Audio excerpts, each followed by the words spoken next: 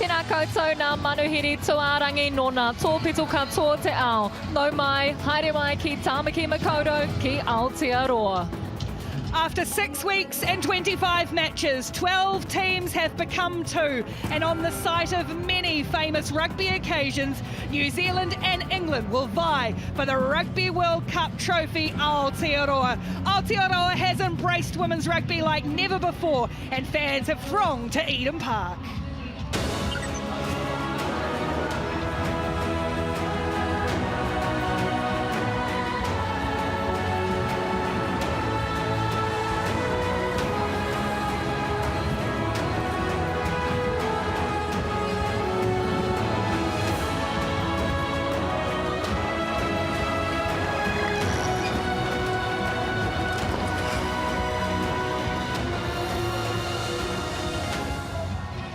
I'm Ricky Swan Allen, alongside his World Cup winning former England player Rachel Burford, New Zealand rugby legend Carl Te Rana, and our eyes on the sideline Kirsty Stanley, who welcomed us to Eden Park, where the stage is set.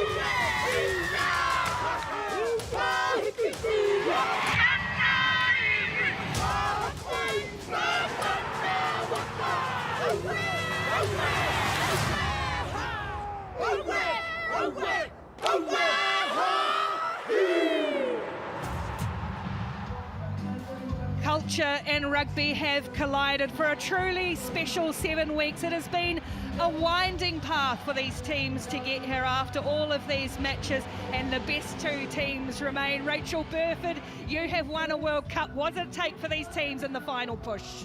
Well, you're going to have to be calm and composed and just focus on your individual role, because then collectively it comes together. Play in the moment and don't get lost up in the occasion. And what an occasion it is going to be. The fans have thronged in. Many have come from England. They have come from around Aotearoa, New Zealand, to support these 2 groups of incredible wahine, these incredible women. And well, for New Zealand, who would have thought a year ago, Carl Te Rana, and they've made their way through to the final.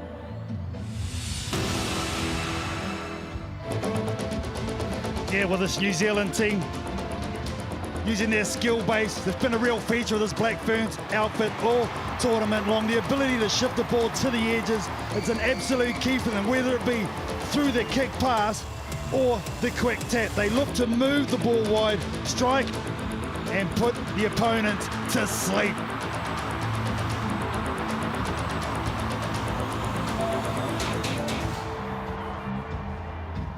Quite extraordinary win as we see New Zealand's road. Rachel, you saw them in England a year ago where they looked so down and out. What has New Zealand done through this tournament to turn things around? Oh, they're a completely different side, completely transformed from where they were. Their set pieces now up there, and considering from where they were in November. But I mean, the collectiveness of this team, the jointness that they've come together, you can feel their spirit, you can feel their culture living and breathing. And all the skills to play as well that add to that. This is definitely a different side to what we've seen.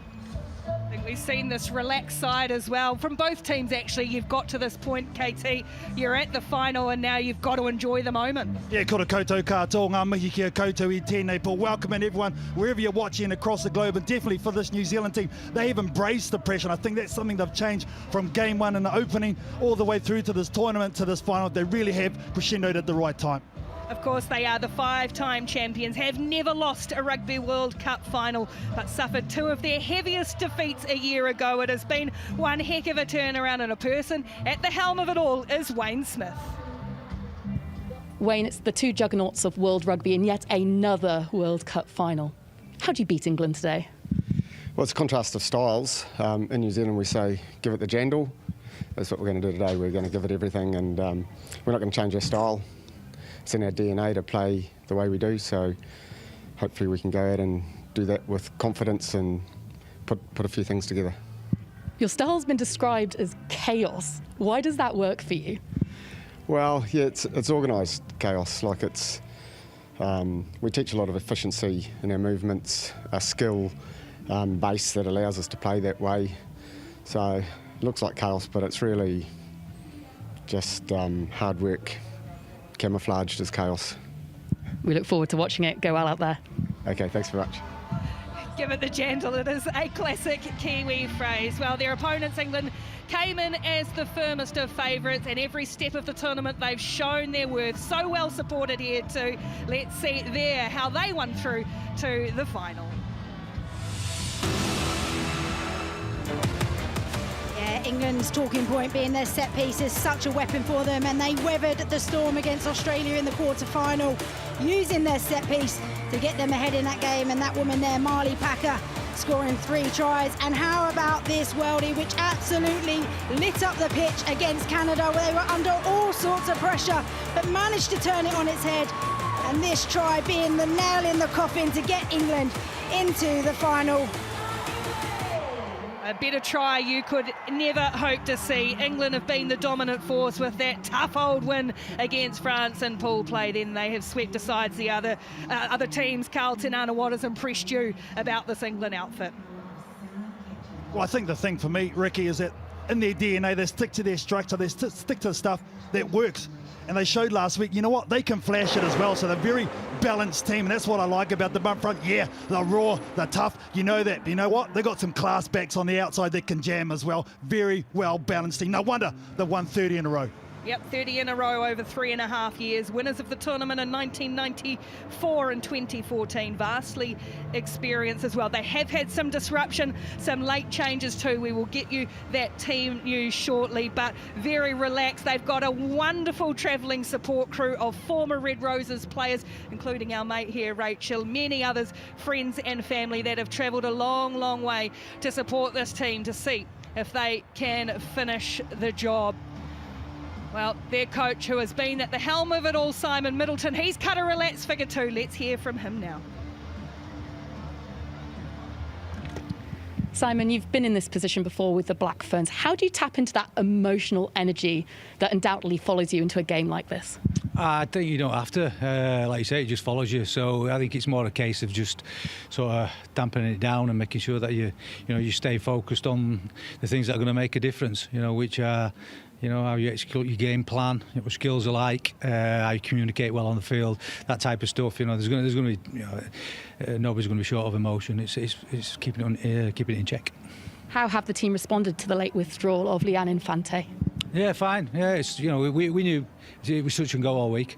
So yeah, and Lucy's trained and played through the competition really well. So yeah, it's no problem. What's it going to take to win this? 80 minutes of really good rugby, lots of sweat, lots of energy, and cool heads. Good luck. Cheers, thank you. Yes, halfback Leanne Infante ruled out at the 11th hour. Lucy Packer will come in to start at halfback as we are able to catch a spy over on the outer oval, the other side of Eden Park. The New Zealand team baked in sunshine, warming up and ready for this match. And a key player here for New Zealand, Carlton Ana, Sarah Hirini. Yeah, she's classy, isn't she? She had a player of the match performance last week, and she comes with the world-class form right at the right time. She's got a massive engine. She will put in a shift for sure. She's had the Commonwealth Games, she's had the Sevens World Cup, and now the 15s Rugby World Cup. But she's put it on the line, and I think her mental ability to stay tough in those situations and be a leader in that four-pack is a real feature.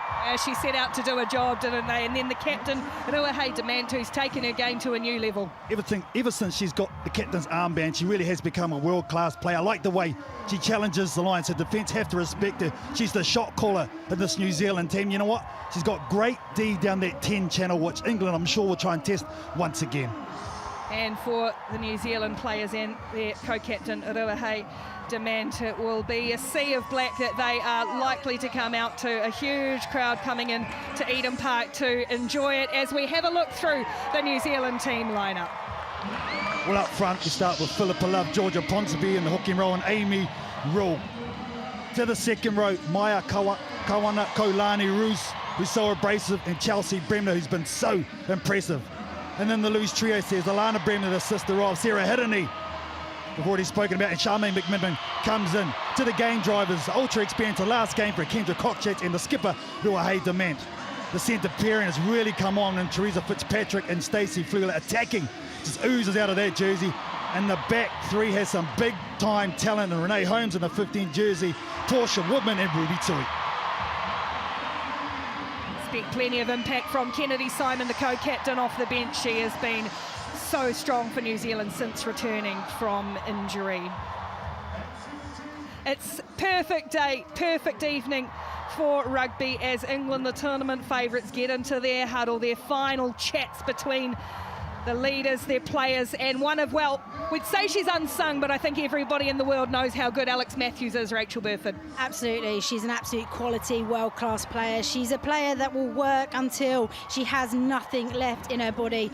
Her work rate around the pitch, her ability to get England front football over the gain line gives them that platform. And defensively, she can put a huge shot in on you, which often can rattle you defensively. And then the player affectionately known as Skaz. How important is she to this England side? Oh, she's so important. Just having her in the team gives you so much confidence. She just has that presence about her. 4th Rugby World Cup final, all class, huge power game, and such a multi-threat, whether it's at the line with the ball or even if she hasn't got the ball, she attracts players. Before this tournament, nobody had paid to come to a women's rugby match in New Zealand. Now you cannot keep them away. Right, let's get confirmation of this England lineup. Yeah, well, it's a dangerous pack in the front row. Cornborough, Cocaine on her 70th cap, and Sarah Byrne. And the line-out masters in the second row. Current World Player of the Year, Zoe Allcroft and Abby Ward. And in the back row, dangerous repeat combo from 2017, Matthews, Sunter and Packer. And the game drivers, Lucy Packer steps in for Leanne Infante with Zoe Harrison. And in the centres, another change. Aitchison comes into twirl with the ever-experienced Emily Scarrett. And there's plenty of weapons in that backfield in Abby Dow, Lydia Thompson and Ellie Kildum. 6-2 split on the bench. Kath O'Donnell coming in as one of the late change. All eyes to 22, Claudia McDonald, especially with that late injury in the half-back ranks for the England team. Okay, so Holly Davidson in charge. So they'll be calling, so it'll be heads or tails. It's tails. Okay, so you want to start in the left-hand side? Okay, so New Zealand, you're kicking? Yeah, from the right. A show of force with both New Zealand captains turning up, Simon and Demant, and Sarah Hunter, of course, for England. 29 times these teams have played. It's been in New Zealand's favour with one draw, but England has won the last two, of course.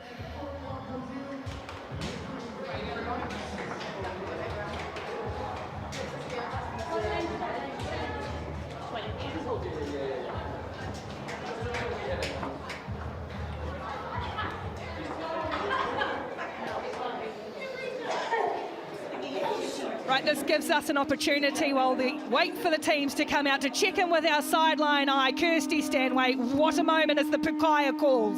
Kia ora koutou. Yes, there is a saying in the Māori language, mana wahine. It is the unique strength and power that our women possess, and we have seen it on display in spades over the last 6 weeks. Here we go again.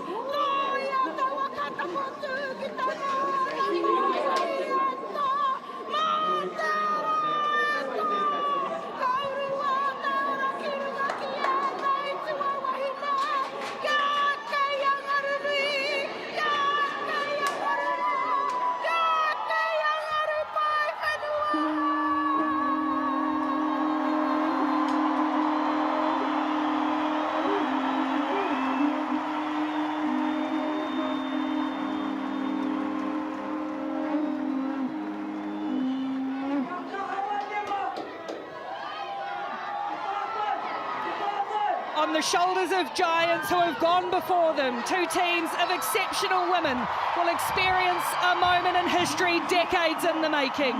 45,000 at Eden Park for a Women's Rugby World Cup final.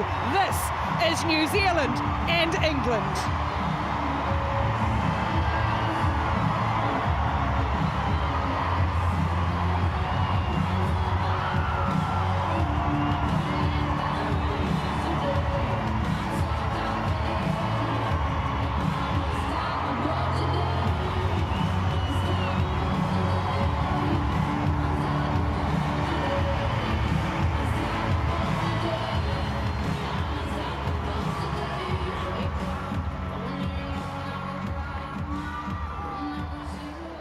Ladies and gentlemen, if you are able, please be upstanding and join us in the singing of the national anthem of New Zealand, sung by Dame Hinewehi Mohi and signed by Emmy Bensley.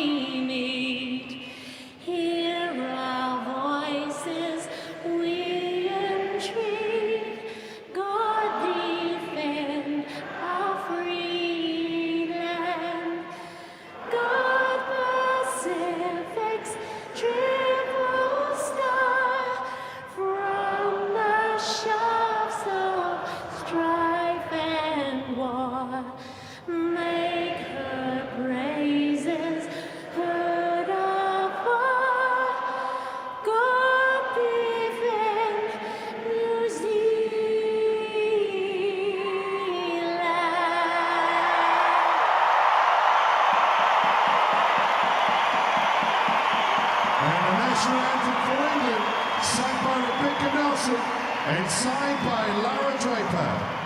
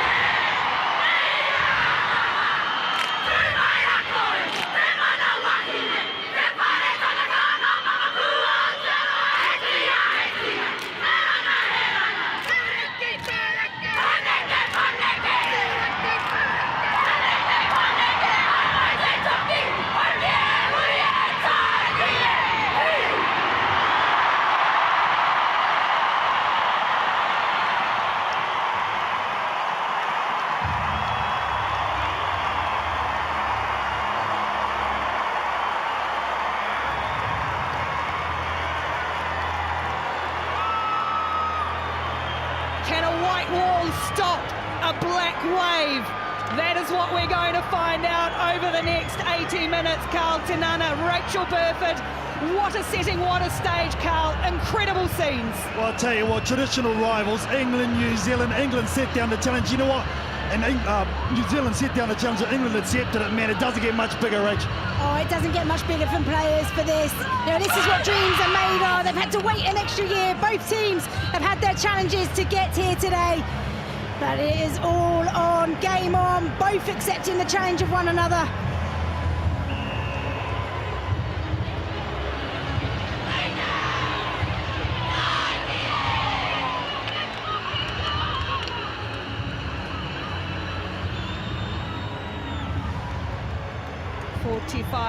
And at Eden Park, you couldn't get a ticket for love nor money. If you weren't fast, you were last.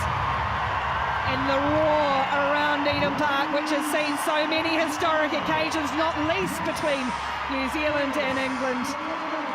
This one on the cusp of something else. And congratulations too to Holly Davidson of Scotland, the referee in her 26th Test match. She refereed the Rugby World Cup Sevens final 8 weeks ago, and here she is in the middle again. Thanks, Harley. A support team of Barrett Theron and Grozulu.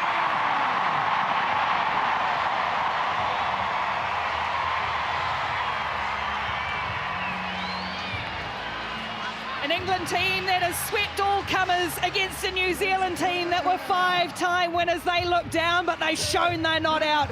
Rugby World Cup Final 2021. New Zealand against England. Let's go.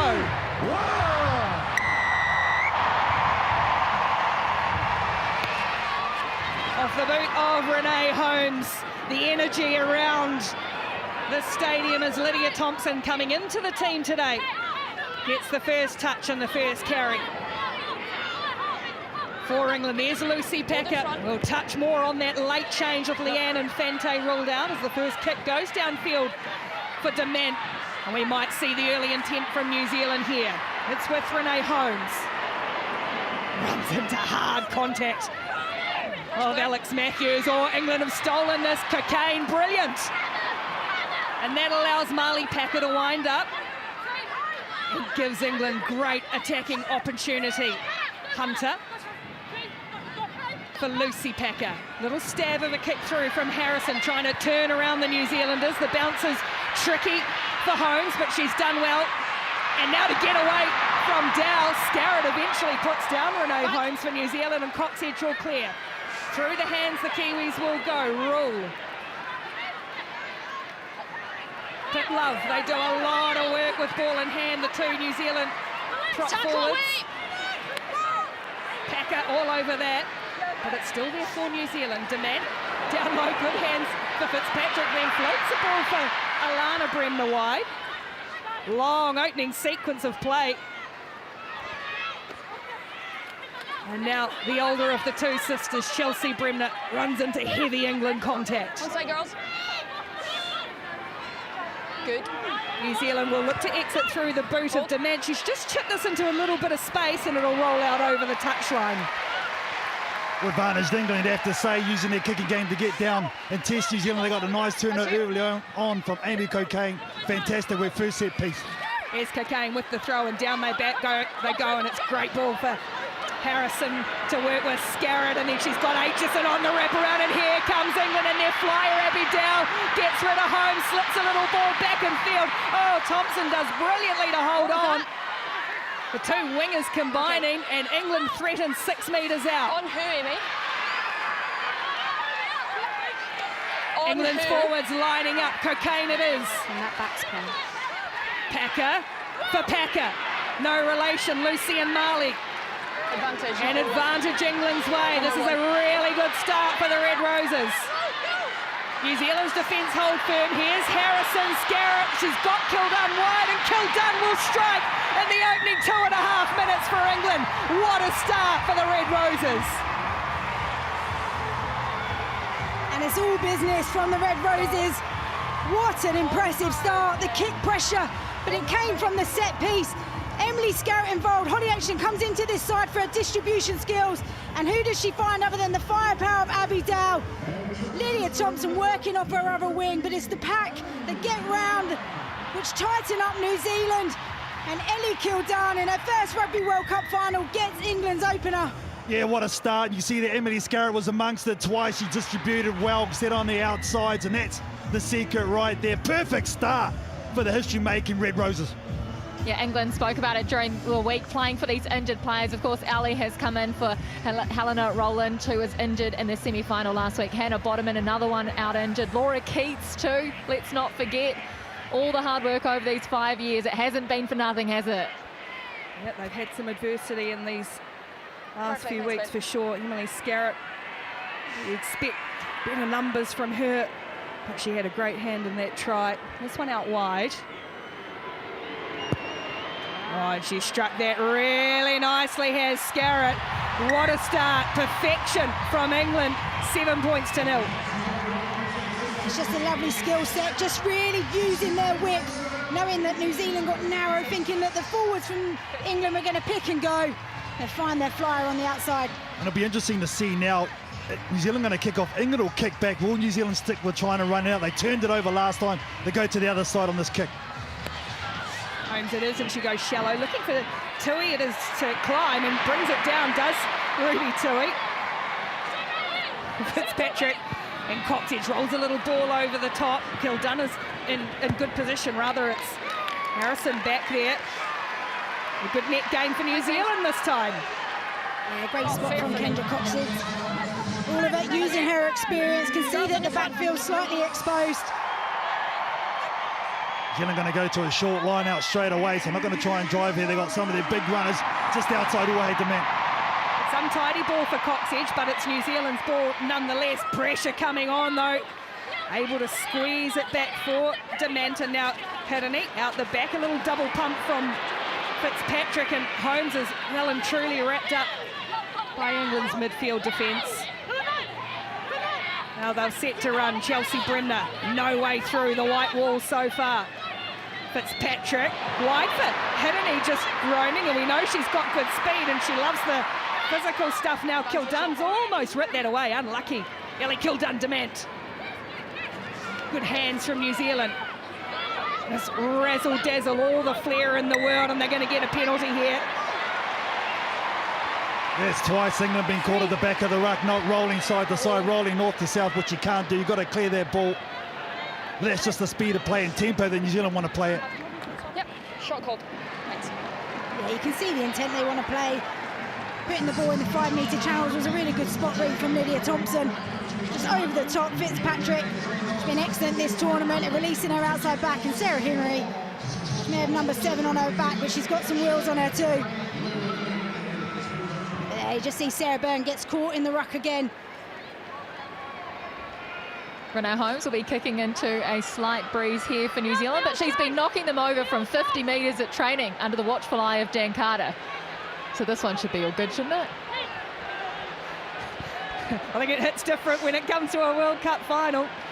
But Renee Holmes, you'll see her say, strike through that ball.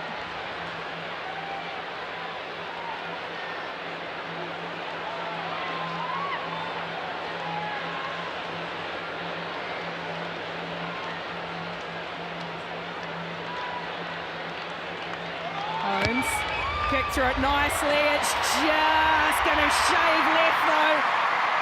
At the distance, no problem. So a let off for England.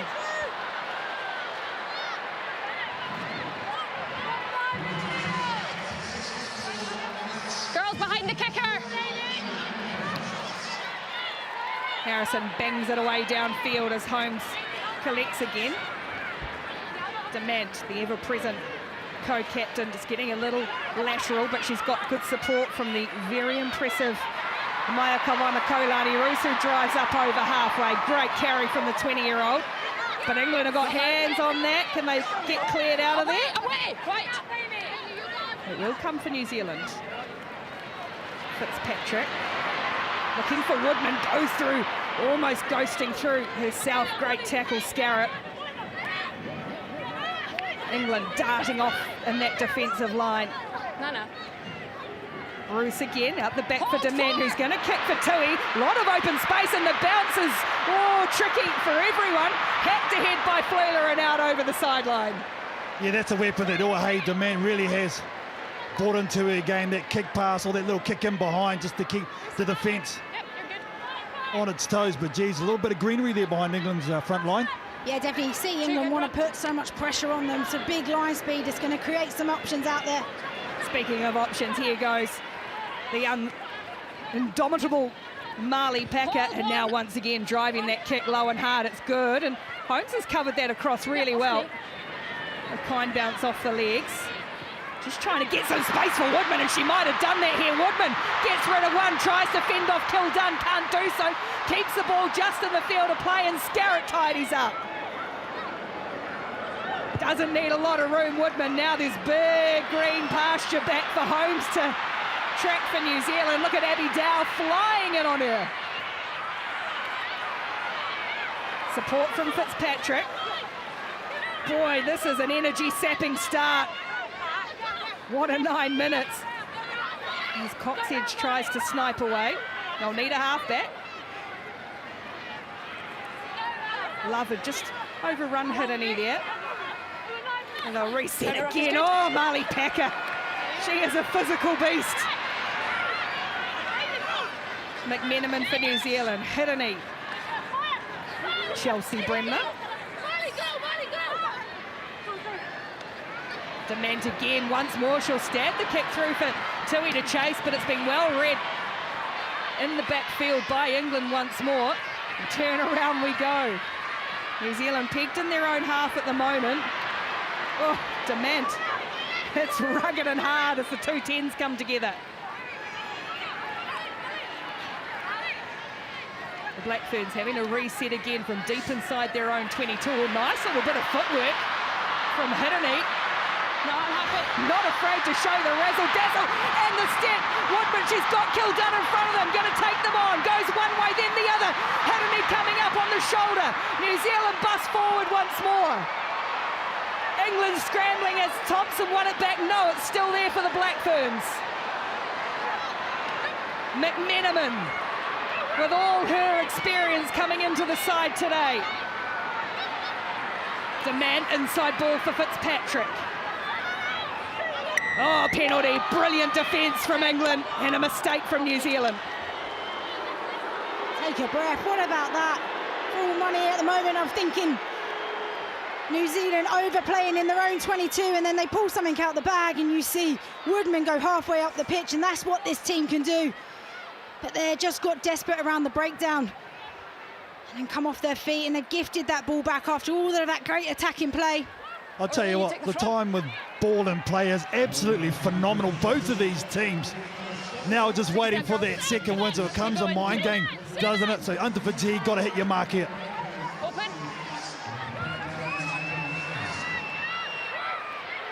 Amy Cockayne down the back they go, and this line out of England is just working to perfection early. Harrison pumps for Scarrett, short ball for Kildun, but a good read by Fleuler in defence this time. It's nice and quick for Packer to work with, and space again wide for England. Dow chopped in a good tackle by Fitzpatrick.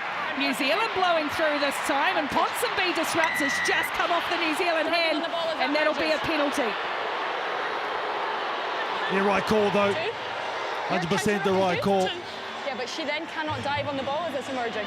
Yeah, the ball come out, so that's fine, but she dove right over. You have to keep your feet or go over the top of it, so. Well, this is a situation, Rachel, that New Zealand would have wanted to avoid. Yeah, discipline was always going to be key in this game.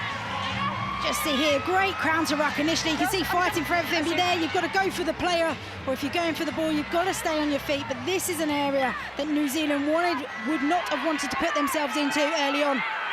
Cockayne will hit the target. It's Abby Ward, and here comes the rolling maul of England. Organised.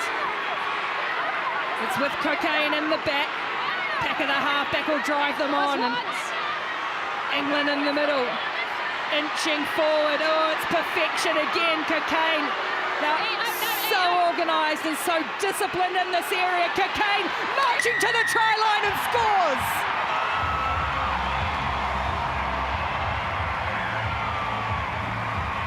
quality set piece delivered again for England. This has been their go-to weapon. Abby Ward, the line-out leader. Just look how tight, compact, composed they are. New Zealand do all they can. They initially get a really good shove on, manage to hold them out, but England gather the momentum again. And they go to work, and Amy Cokayne, so strong, knows where the line is. And that's an impressive and a very happy coach from Simon Middleton. England's Rolling Moore has been compared to a white anaconda, unstoppable. And when their forwards coach Louis Deakin came on board about 15 months ago, his main goal was for England's set piece to be dominated and feared around the world. All good, girls.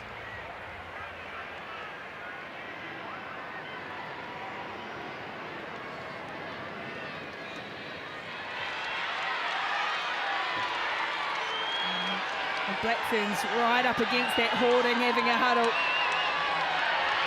As Woodman gets a flyer and will trudge back, and Scarrett will reset. You have to stay, okay?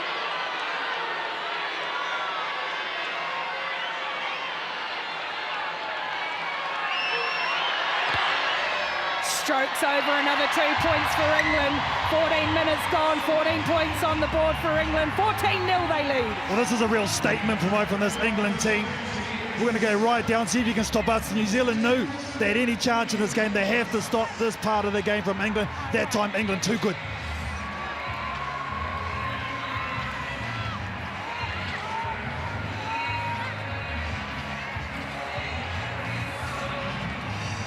Holmes away to the right. This time goes a little deeper. And Hunter has lost it slightly, but H is in there to tidy up. Charged by Flula. Packer scrambles back. Lucy Packer, that is. Oh, nice little bit of footwork from the young England halfback. So what was a shaky regather is now a good one as Matthews powers through the defence and then throws the ball away to McMenamin. She's good, but I'm in the way. I'm in the way. Geez, I'm not sure Sarah Hunter was totally had her body weight either, to be fair. Sarah flew up there, chasing nice and hard, but it's a nice return as well from Lucy Packer. Here's the strong run. Look at that shoulder in, just goes over the top of Alana Bremner.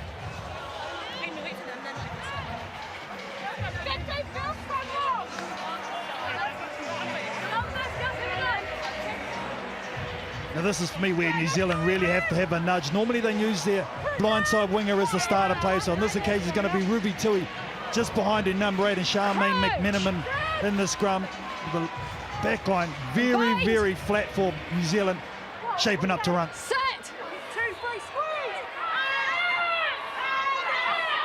Ball just gets a little bit jammed and Coxedge does go for Tui, beats the first tackler, does Ruby Tui and offers nice quick ball for her halfback now again, trying to manipulate some space for Woodman, looking to get around the outside, inside ball for Demand, and then it's just come off an England hand. That'll be a knock on to Scarrett. All concern on the side for Woodman, will play on though with Maya Roos for New Zealand. Ball still there for the Black Ferns. Holmes, they've got numbers of hit and he can get it, shoveling it along for Tui. Is Tui gonna back herself? Instead she goes footwork instead of pace. New Zealand looking for their first points. McMenamin with a good charge. Roos again. Maya Roos almost through. Stopped by Cokayne. Bremner, she's got her sister with her. That's Chelsea and Alana on her shoulder. Stolen away by Packer though for England. And it comes to nothing for New Zealand as England bang it away downfield. They're going to have to stop play here though, because there's concern on the sideline for Portia Woodman. Yeah, I think it's a head issue for Portia Woodman. Just in the act of throwing their ball on the inside when she made the break. I'm not sure what happened completely and awkwardly. We might have a situation here for one of the England players. I'm still unsure at ruck time whether they're on their feet competing for their ball. Head-on-head contact. This might be a head-on-head contact. Oh. Yeah, no rush at all.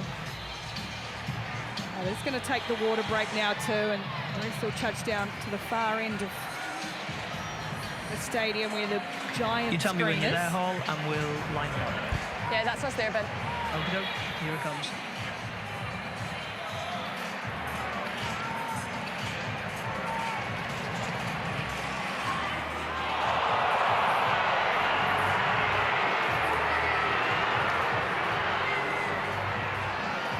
Well, I've seen this in a men's game and it's been a red. So they're your best 3 angles. Okay. This is going to be interesting what they come up with here. Now for me, it's clear head on head. That's with force too. She's coming across at speed. It's a reckless action. I'm seeing no mitigation. Are you seeing the same thing? 100% agree. So it's a red card to 14. 100% agree.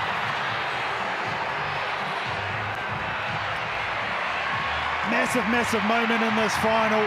Very, very tough. But that's the way it is. It's Lydia Thompson for England. They're still treating Portia Woodman on the side. 14.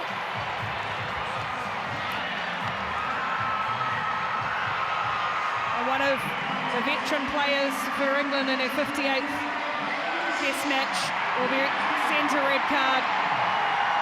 Head-on-head contact.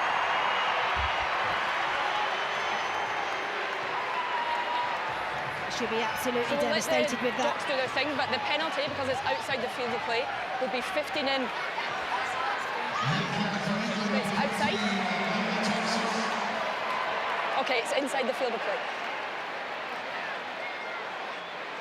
Okay, no problem. We'll just keep time off and let medical do their thing. I mean, it's hard, it's tough. Lydia Thompson doesn't want to go in with tackling with the head, just got in the wrong position. It's unfortunate, but that's the... Yeah, absolutely. It's just that reckless intent coming, flying across, being completely upright. You're putting yourself at risk.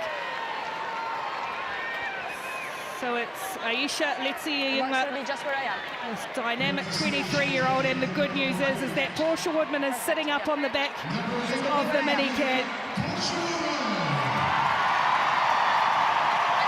won't play any more part in this final, but she has played one heck of a part in this tournament. Yeah, it's a shame for both wingers, really. Both superstars for their respective countries. Unfortunate. Yeah, absolutely. She's been a superstar for the Black Ferns. Most tries in the tournament. And alongside her, her wife Renee Whitcliffe, of course, has played her last game for New Zealand, able to help Portia off and give a little guidance to Aisha Letihinger as well. And a big moment in this game, the New Zealand going for the line out. We saw how ruthless England were just minutes ago. Bit of time off. And now, how does this affect both sides? Does it motivate New Zealand? What does it do to England? Do they just staunch up now they know they're 14 and go to the trenches? Ponsonby throws down the back for Chelsea Bremner. England will play 60 minutes in this final with 14. New Zealand looking for first points, and they've scored them! It's Georgia Ponsonby, matching the work of her old Fielding High School player as well at one end, and now Georgia Ponsonby scores in the final. Her first try for the Black Ferns. Oh, what a wonderful moment for her, but what about that as a statement from New Zealand? Moments ago, England did this to them. Their line-out hasn't been their bread and butter into this game, but they've gone to work and given England a taste of their own medicine. And it's a superb ball to the back, not an easy throw, but look how tight connected they get early on and get the shove on, and England can't do anything about it. Yeah, great take from Chelsea Bremner in the second row there, the number 5, and once they got that momentum, very tough for England to stop. Big moments for England now, psychologically, dealing with a red card, knowing how wide and expansive New Zealand want to play, then just to be hurt at their own game. You're going to need those leaders to step up in that huddle. I'll tell you what though, and you know better than most, Rach, you don't win 30 games just by fluke. There's a lot of experience amongst this England group. They have won under duress before. Don't count them out, that's for sure. Oh, absolutely not. And I can tell you they would have challenged and they would have played with these scenarios in training and even in games before where they've had a card.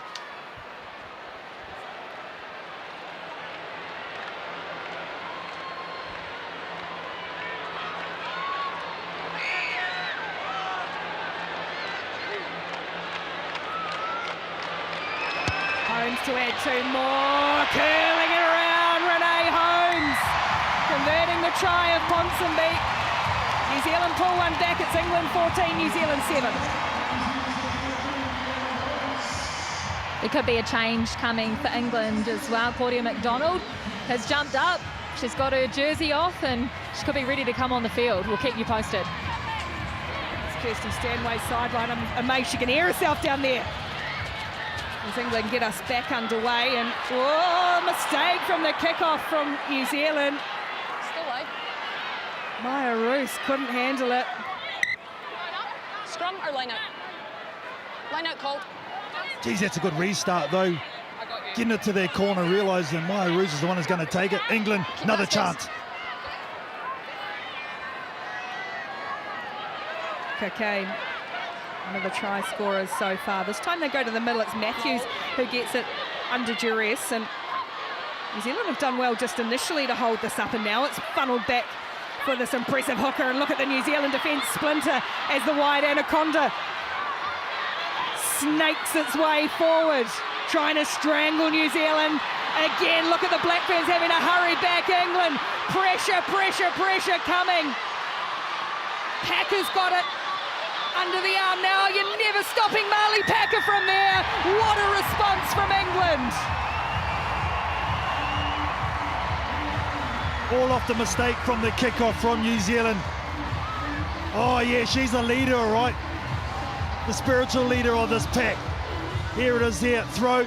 They go to the second jumper, but look at the power. That's the thing for me, Rachel. They're so impressive. They initially withhold this, and then the power just shoves on. Yeah, they're just patient. They wait for an inch to give from New Zealand, and then they power through, manage to splinter off, go through the middle, and New Zealand can't regather themselves to stop that momentum going. But how about that driving maul from the 22 all the way through? Great response from England. Cheers, Bennett. They love it too. Simon Middleton and her coaching group. There she is, Marley Packer, who plays every game for her 2-year-old son, Ollie. He'll be watching back home in England, and it's just a few more sleeps until Mum's home as well. It's money for Marley. Perhaps the standout player of this tournament amongst a lot.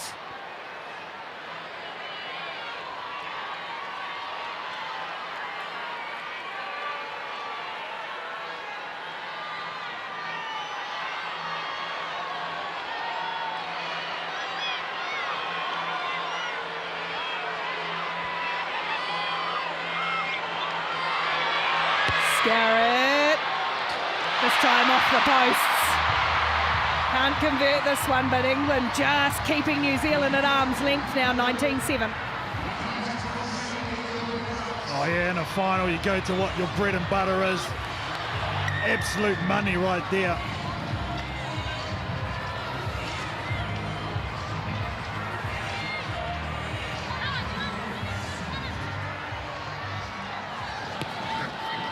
Holmes again, remember England, one player short, and now they make a mistake from the kickoff, and that'll be a penalty. Burns brought that in from an offside position. Boy, the Locks got the jitters on the kickoffs.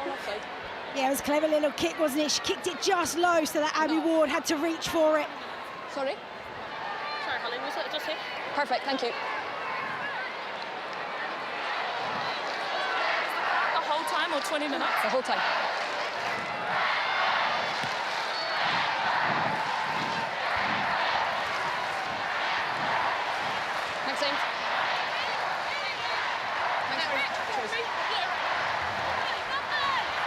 Well, a chance for New Zealand to reply here with their own rolling. It will be interesting to see how they attack this full line out.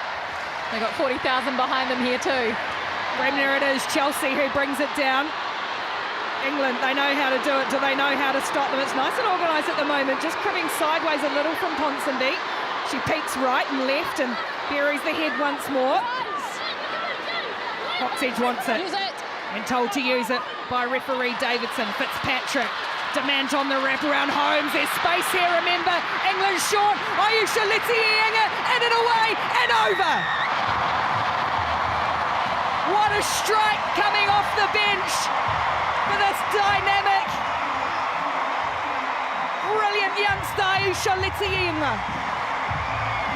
Well, England did well to propel and stop that rolling ball. But look, there's the back ball. There's the skipper with the nice right to left pass on the chest of Renee Homer. Distributed it early, and Aisha Lete Ainga straight onto the field and straight into try scoring.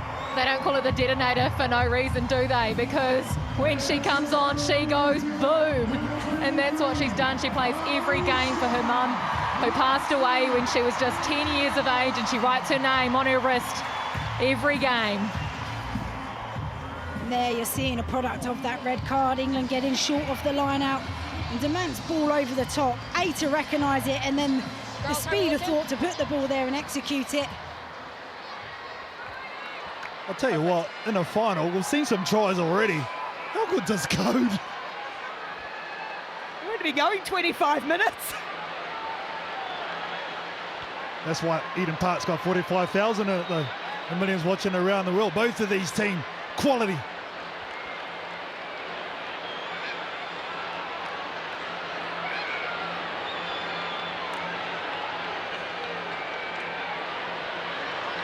Holmes from wide. It stays straight, it stays true, and it goes over.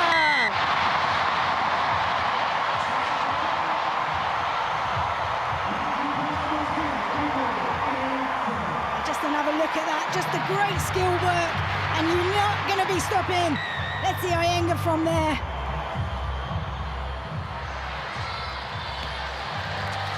England will drive this kick-off long. It worked last time. It's safely brought down by the try scorer, Litzinger. And Roos will carry forward. Now, Alana Bremner. Alana, the blonde in 6, Chelsea. Dark hair in 5, the sisters. What a moment for the Bremners. Oh, another mistake from New Zealand. Down in this danger zone. Well, that's just pressure, absolute pressure on. It was Roos who gave that miss pass, probably just went through their hands. England again, last time in this position, were able to roll it all the way to the New Zealand try line. What have they got this time? Let's go. A little look in the air from Abby Ward. And the powerhouses will once more roll up their sleeves. It's Marley Packer on the 22. New Zealand have done a better job holding this up. Last time this is where it splintered, and here it goes again from England.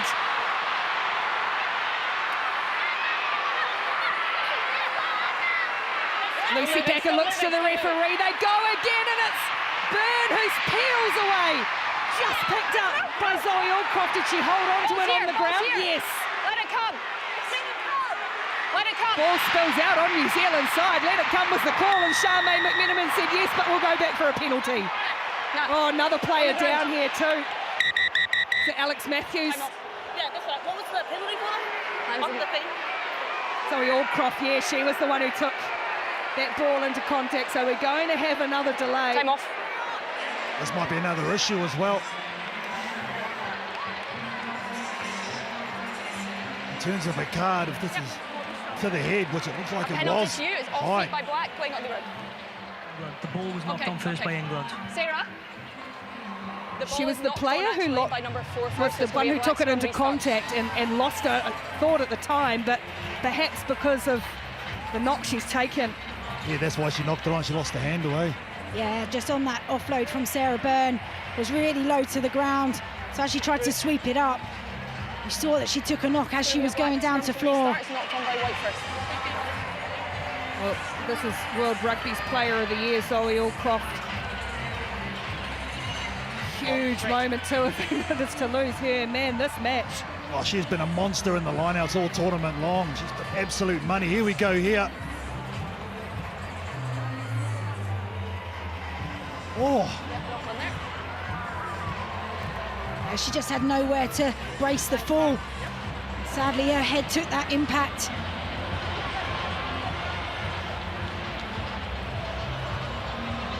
She's a key player for England, key player within that line out. What makes it so strong and so well oiled.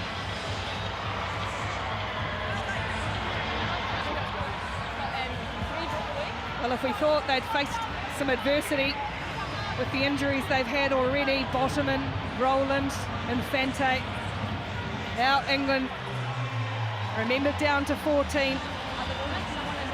With a red card to Lydia Thompson, look like they are going to lose one of their key game drivers, their key line out forwards, World Player of the Year, Zoe Allcroft, who thankfully too is sitting up, which is good to see.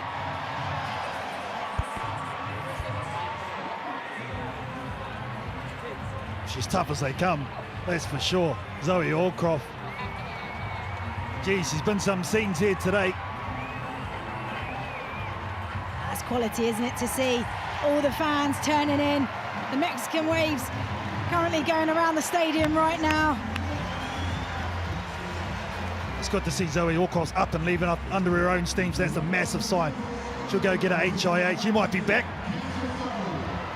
That's great news, isn't it? Zoe Allcroft coming off for the next 10 minutes anyway, but Kath O'Donnell in jersey 19 has made her way onto the field for England.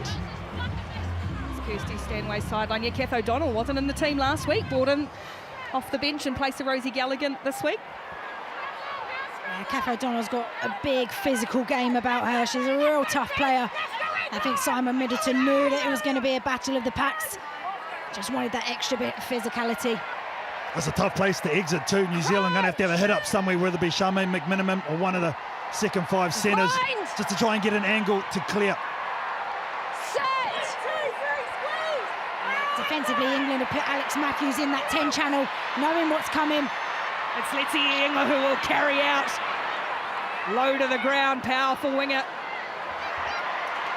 Demand, creating space, remembering England are going to be stretched this way. Holmes just stabs a little kick and it beats Tui out over the side. It's interesting, New Zealand are using these little dab kicks rather than going long. I think in that situation, you've got to go long. Yeah, especially when Abby Dowles come right up into the line. Huge space in the backfield. We saw what Ruby Tui did last weekend against France with that kick chase. Hunter it is in the middle of the line out to bring it down for England. Backwards once! England spent a lot of time in New Zealand's half. Cockayne, schooled in New Zealand, her family, her parents here, and they've got advantage, have England. So she'll just keep going a little more. Boy, this is impressive.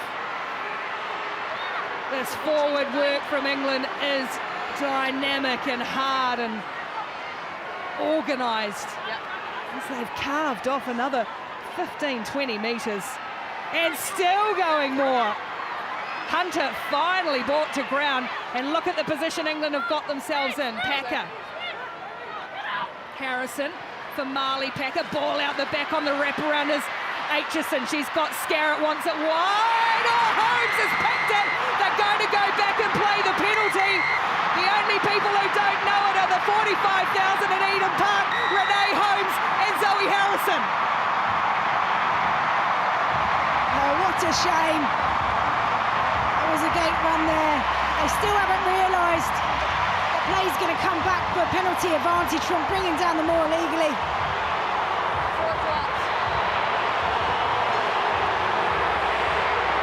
Yeah, it was Maya Roos, I think it was, that got caught on the wrong side, but Sarah Hunter from this line out. Thank you.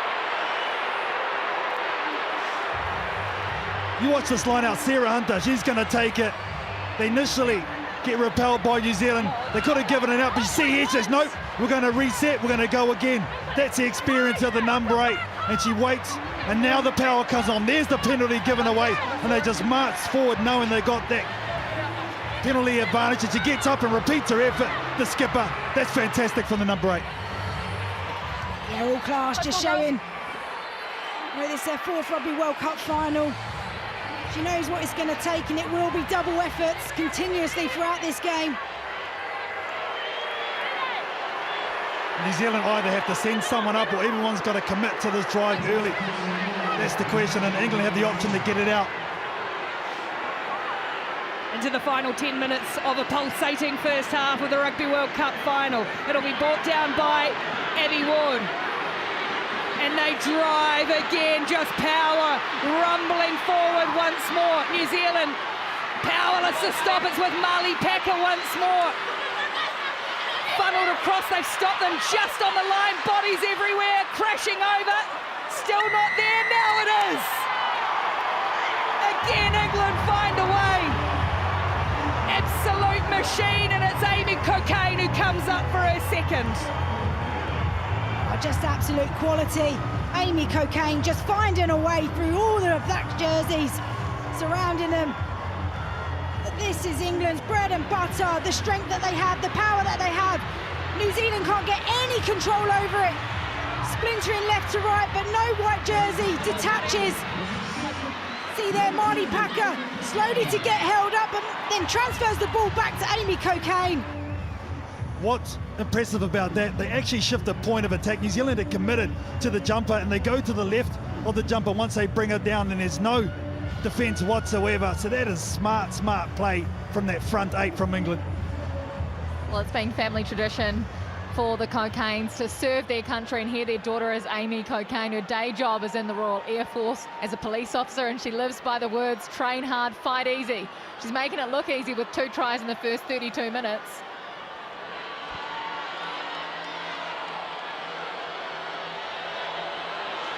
It's a big turnaround from New Zealand, having thought they'd scored up the other end. To England, adding 5, make it 7 points.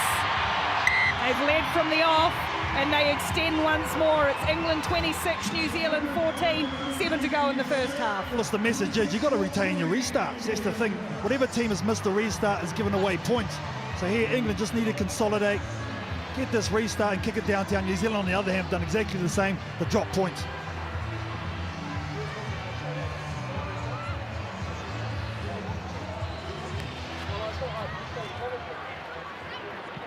Marley Packer brings it down, runs into Alex Matthews. They play on though.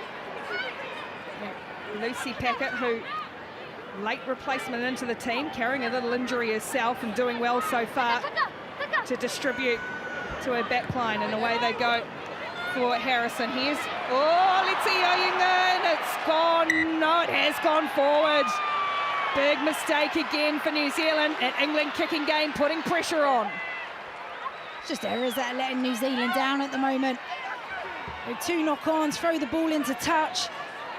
Just need to settle themselves. There's been a lot of disruption going on in this game in this first half.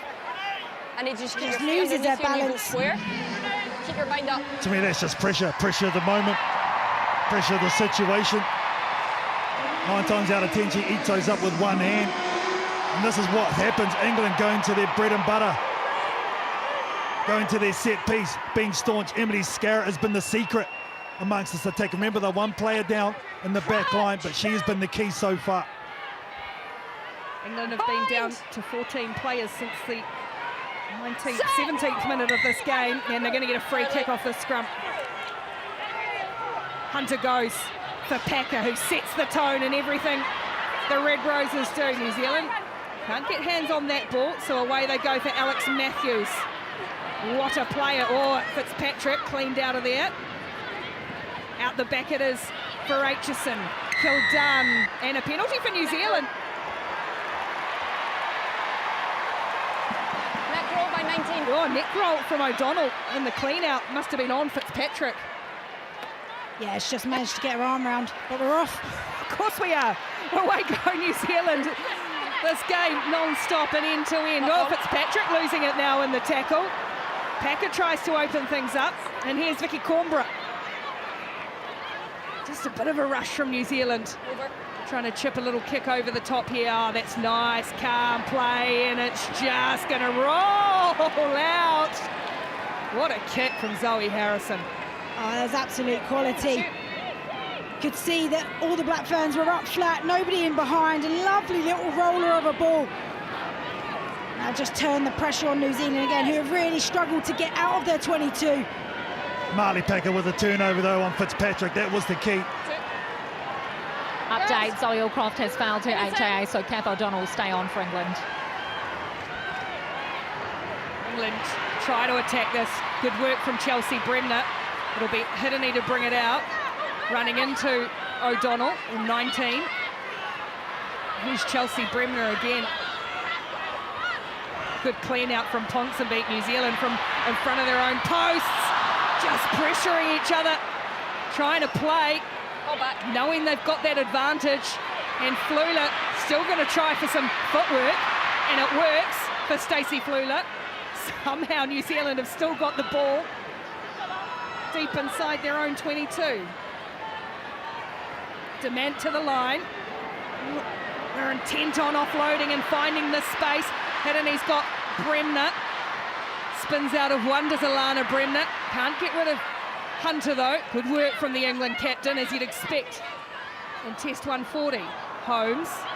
Ponsonby out for Demant this time. Great spot tackle by O'Donnell, tidied up by Rule. It's ragged from New Zealand. Yet somehow they still have possession as Maya Roos goes up. On the body. Tui hasn't had a lot of ball in hand yet. Ruby Tui finds Flula to get some footwork going. She's so elusive, Stacey Flula, as Georgia Ponsonby goes up over halfway. Hiddenney, the hands are good. Knock on, play white. Nice and quick, and it's New Zealand playing under advantage. Here's Letiainga again. Gets rid of a couple. Big Fen, she's got the support, couldn't quite get the offload away. Harrison's come in and might have pinched this for England, no penalty. They'll go quick here, New Zealand too. There's numbers to the right-hand side. Or do they consolidate and take the line out? 2 minutes to go. Geez, I think he gave the line out now. 10, no more. How about that? 12 phases from New Zealand. It's really good ability. Know that if they stretch England from left to right, they're going to expose some players on the end, and there's going to be some mismatches out there. I think now if New Zealand are able to score before the half, it'll give them huge confidence to go in. Only maybe 5 behind, but this woman here, ever since she's come onto the field, oh geez, how'd you like tackling that, Rach? You definitely don't want to go high on a powerhouse like that. She says she might not be everyone's cup of tea, but she could be someone's shot of vodka. Aisha Letiainga, I think 45,000 are into that. Here goes New Zealand. Set the drive, roared on. It's Ponsonby in the back, clinging on. New Zealand regroup. It's funneled back to Bremner, Chelsea. Amy Rule has got it there, and Amy Rule goes over for New Zealand. Riverton's finest strikes back for the Black Ferns. Oh yeah, the hands go up. They know how important that is in the context of this game. They were patient, they were accurate. Bremner brings it down, they get in quickly. And then the low numbers. See there, Philippa Love doing some hard work, and they funnel back. McMiniman comes out the back. She gets re-involved. Bremner, she introduces herself again, and there right at the boot, Amy Rule has a look into the right, sees the left, and they're in. Thanks, Ben. I mean, we talk about a turnaround from this New Zealand team. In the autumn, in England and France, barely won a line out, and now they're scoring off driving mauls. This pack has got to a new level, and what an important score for the half. Amy Rule and so many other of these forwards for the Black Ferns have really thrived under the guidance of Whitney Hansen, haven't they? Mike Cron has been in this environment with the Black Ferns as well. He's always on the sideline watching on.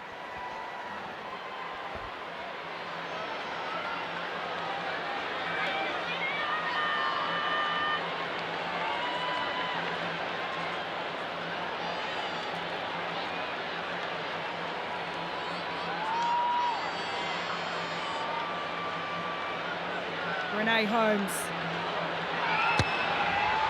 stays right this time. There won't be 2 more. But we are going to half-time after a quite mesmerising 40 minutes of rugby. And it is England who lead in the World Cup final, 26-19 over New Zealand.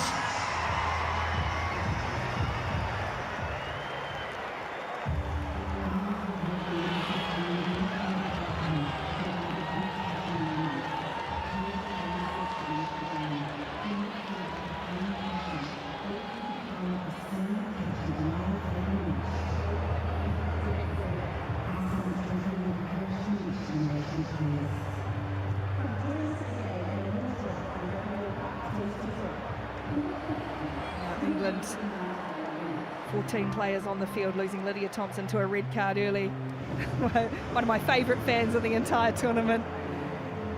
It's tense and it's tight and it's everything you would expect. As we have a look through these numbers at the half-time break, Rachel Burford. Yeah, I mean, it's been all go for the first 40 minutes. But every time England's got into that visit of that 22, they've been excellent, managed to execute, and that's been the pressure point against New Zealand so far. And look at the tackles made by this English outfit, nearly more than doubled. And the missed tackles, 21, is absolutely huge. You don't see that very often, Rach. No, they normally come into these tournaments, into these games at an 89-90% percentage. So that'll be a big thing they need to fix up. What was really massive too was the kicking meters from England. Very, very smart in their kicking game. Yeah, just picking the right moments at the right times. Just turning homes in the backfield. Teresa Fitzpatrick's been absolutely fantastic with limited opportunities. Only had 4 carries, but her post-contact meters to get New Zealand over the advantage line. A lot of times been able to clear, and defenders beaten one, but the tackles as well, always very, very staunch in the middle of that field.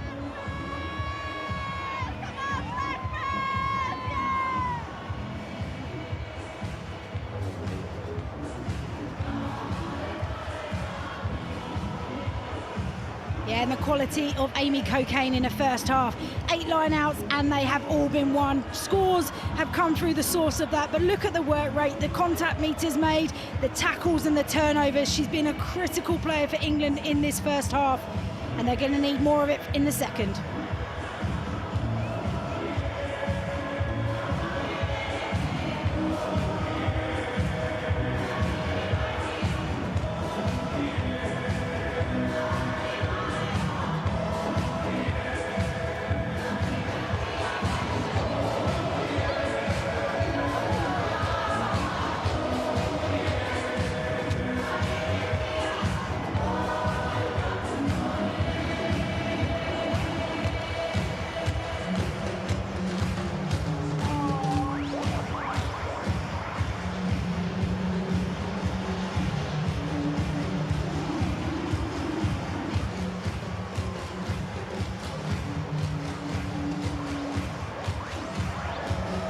Test. Test it.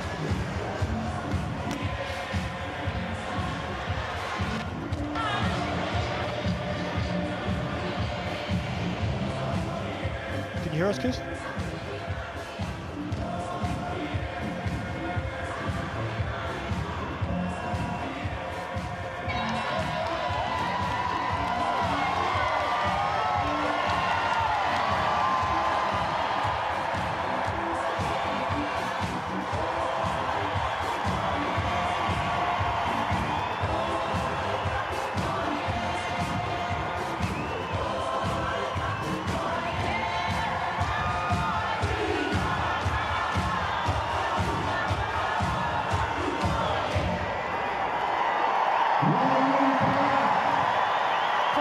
An 80s classic in New Zealand that is having quite the revival. The spinning of the poi, the Pātea Māori club from Taranaki in New Zealand, made it famous many, many years ago. And how wonderful to see our English visitors, those from all around the world, coming to support that idea too. There's a big change for England as well. Their captain, Sarah Hunter, is off. Poppy Cleall has gone on in jersey 20. Emily Scarrett will be captain now. Kirsty Stanway sideline among the din, the noise, the excitement and the energy as we get ready for our second half.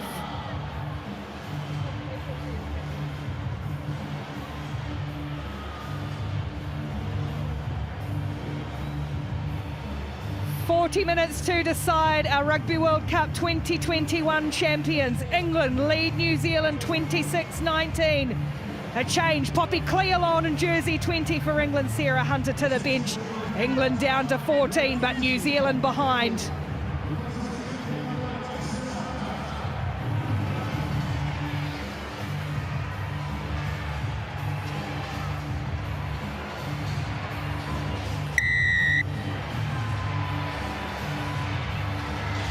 Minutes remain at Rugby World Cup 2021, and that's flirting with the sideline. Tui as she brought that down, an offload for Rule. Dement. Nice hands from Ponsonby. And some space for New Zealand wide here. Flula, oh, what a show! And a go from Flula. Holmes in the middle. Holmes looking for support, taking on Kildun. Back to Flula. New Zealand strike from the ends of the world. What a try to start the second half.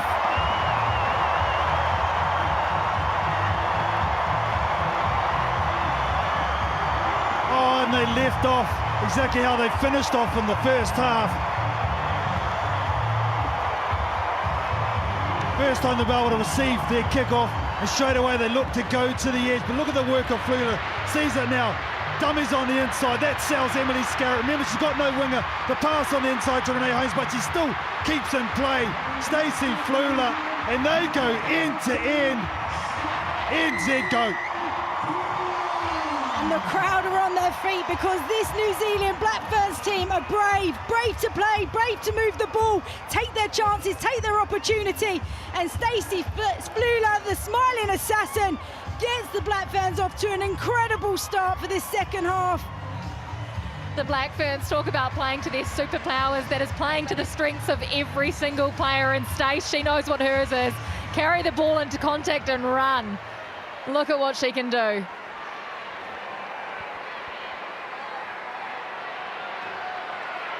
Well, Emily Scarrett here just wanted to talk to the referee.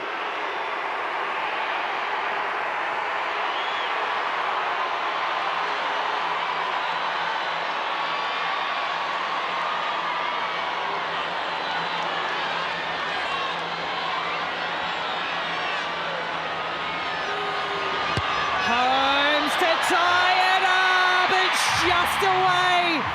England still in front. They said they want to play with a smile on their face, and that's when they play their best code. And I'm sure that was the plan right from the get-go from their coaches. Just settle down, get the restart, and go wide straight away. 26 England plays 24 New Zealand. Charmaine McMenamin, a replacement this week for Liana Mikaele-Tu'u. New Zealand full of running, Dement to the line. Offload stays in New Zealand hands, and the chaos theory looks like it's fully employed in the second half. Roos collects the ball from Fitzpatrick. Oh, that's rugged stuff. Look at Alex Matthews. Roos, how's she going to squeeze that back? She's not going to be able to. Brilliant, brilliant. Matthews with support from Scarrett. Emily Scarrett, fantastic work defensively. Just absolutely massive. Yeah, just such a good reader, knows exactly what she's trying to do there, to slow the ball down, hold them up so they can't recycle, knowing that she's going to be short on the outside. Just clever play from such a clever player. To see her just talking to the referee, saying, is it a more, is it a more, is it a more? Yes, it is. Straight away, she just locks that ball up, doesn't have to roll away.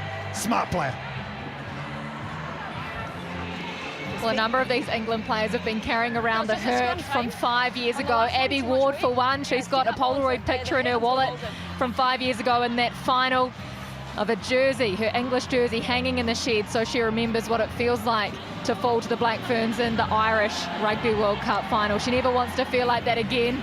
There's 9 survivors in this team that'll be feeling that same thing.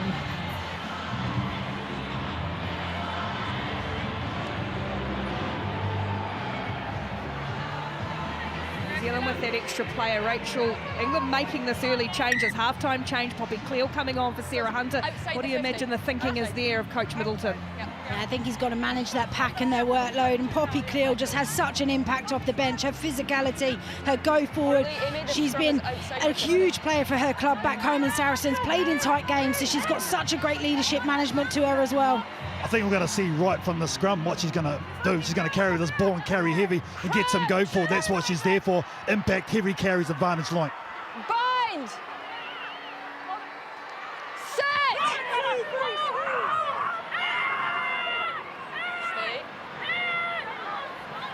Controlled, just by Cleal, it spills away for Packer. Here's Aitchison, Scarrett almost running a hole. Flula gets her just, but it's nice quick ball for England. New Zealand having to defend. The kick comes off the feet, and then it's knocked on by Harrison. And it's Blackburn's ball, so Coxedge looks to turn them around. Is she going to find grass? Yes.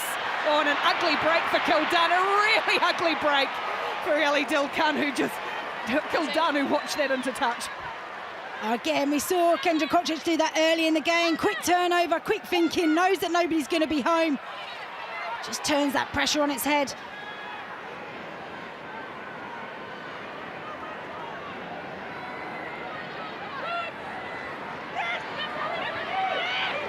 There's a lot of movement in that England line, and then it's just money ball at the back for Abby Ward. It's there with Marley Packer. She's not changed her mind. Backwards once! Now just starting to go a little sideways as Packer busts through. Trying to roll away out of the New Zealand defence. They do. Oh, Harrison.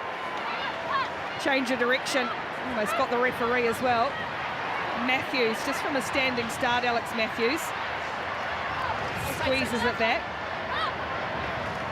England just going to try and pick this out, and now they'll look for the boot, and it's going to be Scarrett bringing it outside the 22. It's gone down to Holmes on the 10-metre line.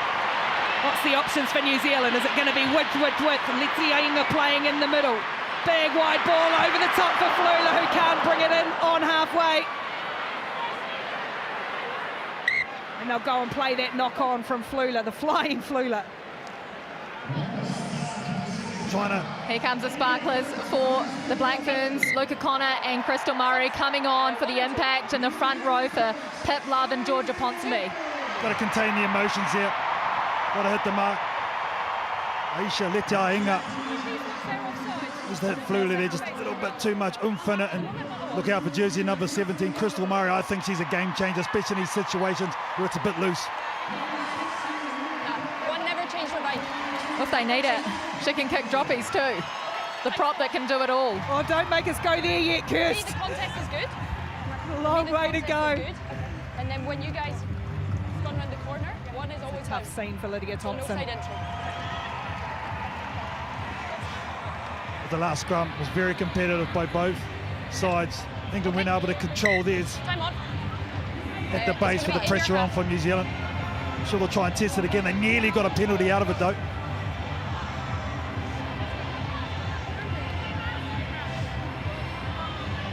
But new players on in the front row here for New Zealand, so they're straight into the fire here, testing times. Got to dig those sprigs in. Crouch! Bind! Set! Oh, big shove from New Zealand, really big shove, but Cleo does well off the back and then runs headlong back into the traffic. So England will set from halfway through. Kath O'Donnell.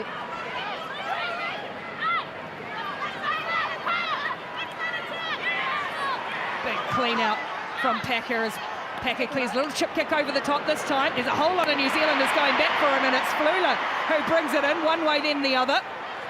Coxedge again looking for some grass, and she's found some open space here. 50-22 could be on. What's the break like? The break is perfect for New Zealand. What a kick! In her 68th and final game. Oh, absolutely pinpoint. Excellent, just pulling all of her experience, knowing the backfield yet again will be on completely unmarked. And the lucky bounce of the ball in the scrum puts New Zealand in a prime position now. Oh, that's a tough situation defensively for England and Kildare. And Abby Dow have to cover so much space, but the awareness from Kendra Coxedge to A, see that space, but B, execute.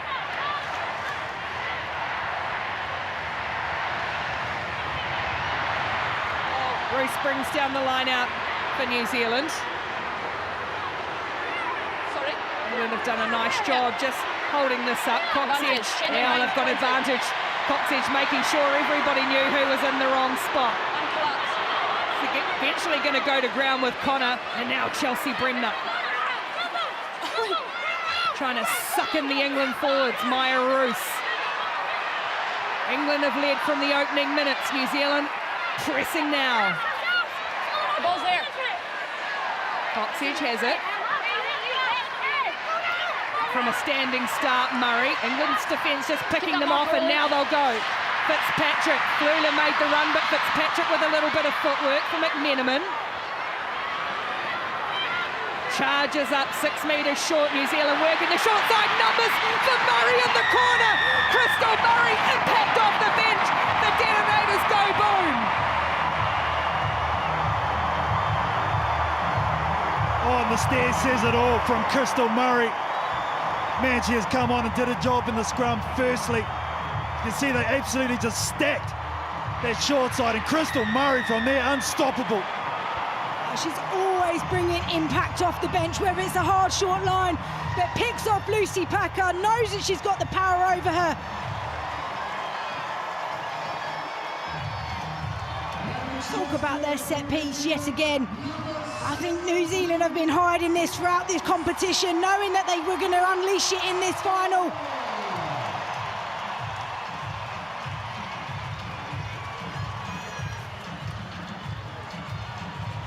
Oh man, hasn't New Zealand got some impact off the bench? Well, there's more that's come on as well. In jersey 20, their co-captain Kennedy Simon has made her way onto the field. She adds aggression, smarts and so much energy. She's replacing the Hati Ngati, Charmaine McMenamin, the Lucky Charm, who'll have everyone on the east coast of New Zealand from Ngāti glued to their TV screens. And just well, as this young woman will too, from the same place.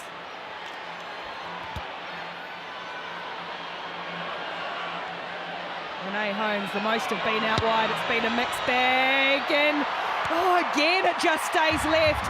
But for the first time in the match, New Zealand go in front. 29 points to 26. They lead England with half an hour to play.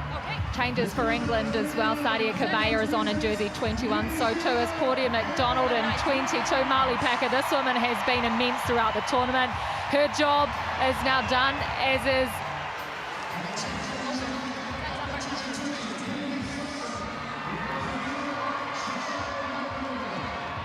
Lucy Packer, both Packers. So what's England's response now? 30 matches in a row as Kennedy Simon, the New Zealand co-captain, brings down the restart.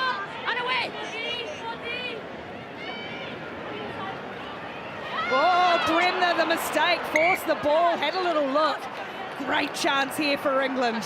I just feel this is the first time England's had any opportunity in the second half, and New Zealand's 22. Massive mistake. We saw in the first 40 minutes, New Zealand will make a mistake in this area and they get punished, Rach. Yeah, absolutely. It's just, once you do something good in the game, you want to back it up. Just too flat there, ball not accurate enough, and Poppy Cleal, when you've got her in front of you and you can feel the heat of that coming on, taking a ball above your head's going to be so challenging. Yeah, I think that ball's actually aimed for Crystal Murray on the outside, but Bremner just tried to get it and thought it was for her, but now set piece, you're right. Poppy Cleal in these situations, massive. So here is Claudia McDonald to feed the scrum for England in jersey 22. You keep the space. Another player who come back from serious injury, wasn't sure if she would ever play again, and now in a World Cup final, a cauldron too. I like the battle on this far side, or this side here. With Sarah Byrne and Crystal Murray, just where the referee is. Massive. Sarah Byrne in some massive form too. Crouch! Bind! Free kick for England. 17, overleaning. Scrum. Well, that's the pressure of Sarah Byrne and what she does. Crystal Murray's trying to get in early and over chase, and that's what she's been called up for. You've got to hold your weight first. Until the set on that one. When you're on bind, you're then folding in. All right, she says, let's go. Next one.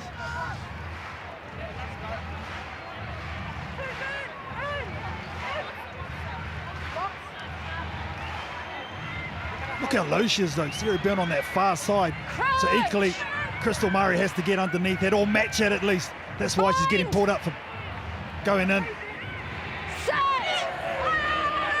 Good hit from England. They go down and it'll be a penalty. That's Sarah Byrne's penalty.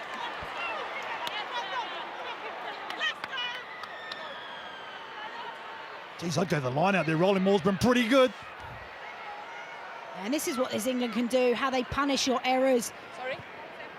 put you under pressure, force the penalty, and then put you in a really vulnerable position with a weapon of theirs of that driving maul. See, interesting to see New Zealand's adjustment in this situation as well. It's to the middle for England this time. Oh, look, so quickly into their work, just funneled straight back to Cockayne. Charging, Cockayne on for a hat-trick. Cockayne puts England back in front with her third try of the final. Well, you knew exactly what you were going to get from that England pack. And they put it in the corner, they go to work. They get the initial early shove on, just get connected, then they get the leg drive on. Work the ball back to Amy Cockayne, and then Abby Ward calling her troops on. And New Zealand again, from an error of their own, have leaked some points for England yet again. Oh, was that throw-in though? Well, sweet as a pineapple, wasn't it? It was straight in there, taken down quickly, and man, oh man, once that power was on, all Amy Cockayne needed to do was join it and put it down. What a reply from this England outfit. Time and again, England have responded to everything New Zealand's thrown at them in this match. This is an England team playing with 14. And they keep finding a way. They go to what's worked for them time and match after match. And having an athlete like Emily Scarrett who can kick these goals, earn her sleep, massive in these types of games.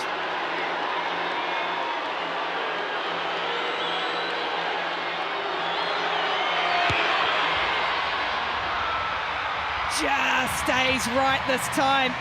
Can't come around, but England lead again. Oh, this is just a beautiful shot of it. Absolute power personified. Oh yeah, and the skip goes, oh yeah, you betcha.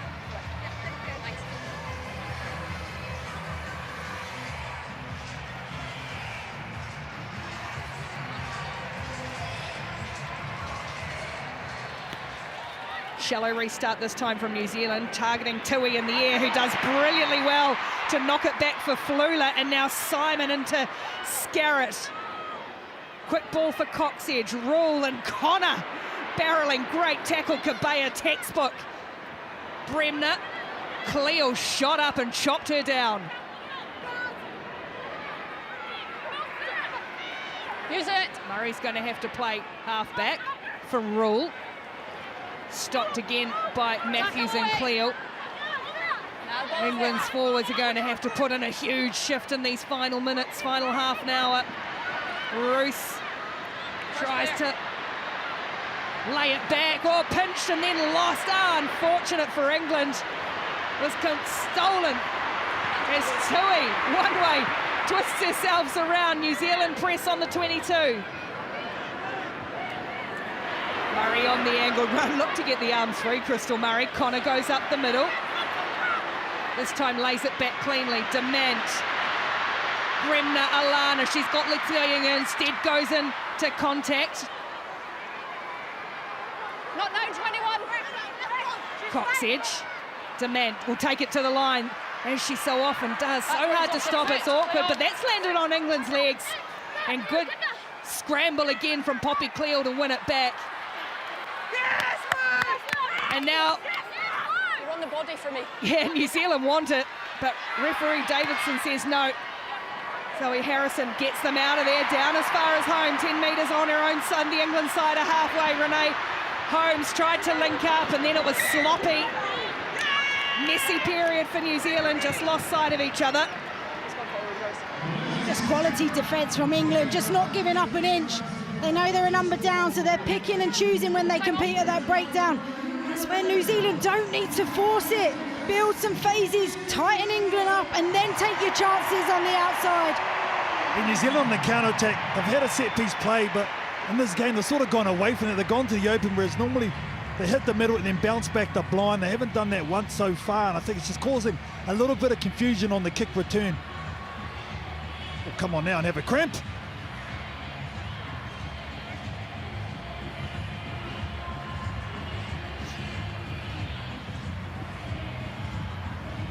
Never before had anyone paid to come to a women's rugby match in New Zealand.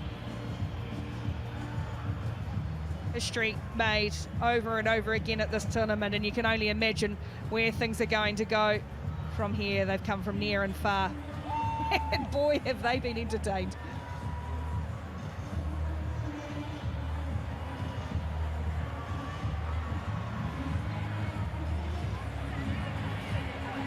I'll tell you what, the travelling supporters have really indulged and added to this atmosphere, that's for sure as well. It's been great to see so many English supporters walking around the city, having a good time, being welcomed by everyone. It's all been good, hard caseness. England, what a start they had. 2 tries converted in the opening 13 minutes, and then it's just been all on ever since. Let's go, girls.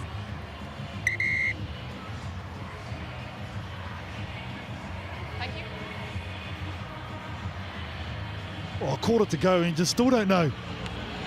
They've had 2 outstanding semi-finals for these 2 teams to get here. Now they put on a show like this in the grand final of a Rugby World Cup. You continue to keep your feet underneath you. You continue to keep your feet underneath you. Rachel Bradford can't even talk. I'm just getting my breath like the teams are ready for this next big scrum.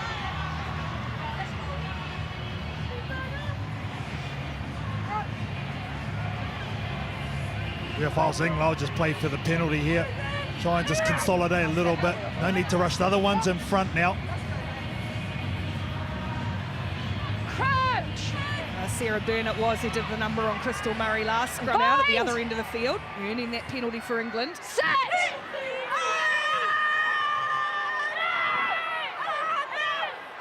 Cleo's got it in the back. It's a good scrum from England. Advantage. Rock solid. It's a great scrum from England. They play under penalty advantage. Here's Abby Dow, just nothing but defence for Abby Dow. No way through there. But look at these forwards, the work England are doing.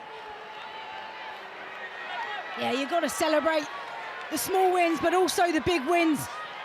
Knowing that this is going to get them up another 30, 40 yards up the pitch. Apply the pressure with their driving maul. And this is how you win 30 games on the trot. You have game management in situations like that. You play for the penalty, you go to your strength, you just shut it down, and then go to your situations where you can thrive from an attack. Cockayne, who has just been spot on with every ball that she has thrown in, and that's another one to perfection toward. Remember, Zoe Oldcroft gone as well from this match. That head knock in the first half. New Zealand have got this well wrapped up there. Hirini just going to check, and that's just a pile of bodies. The ball sits back. Oh, a little win for New Zealand. Alana Bremner was the one that got up in front and competed at this line out, and that's what gave that 50-50 ball. They just couldn't clear it. There it is right there, both players competing. And just shut it right down. Yeah, just quality, didn't give up, didn't let Abby Ward have easy ball when she got her feet to the ground. Stayed in the wrestle, and what a response. Moments ago, England celebrating their set piece, and then Black Ferns turn it around.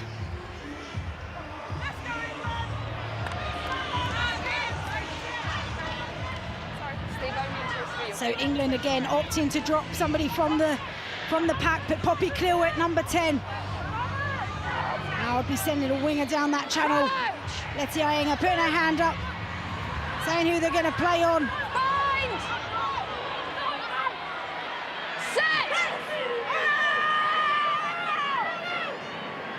Kennedy Simon off the back for Coxedge, who rolls a kick in between the wingers and fullbacks here and asks the New Zealanders to chase. Kildunn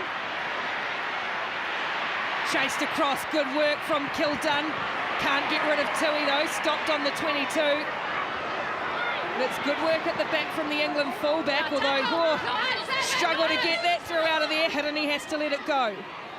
Now New Zealand have got Flula down in back plate. Take him back! Harrison to clear. Oh no, the 24 was taken back. So a mistake from Zoe Harrison. Ball taken back into the 22, and she's kicked it out on the full. Oh, that's a big error. In the context of where we are in this game, knowing what this Black Ferns pack can do in this area as well.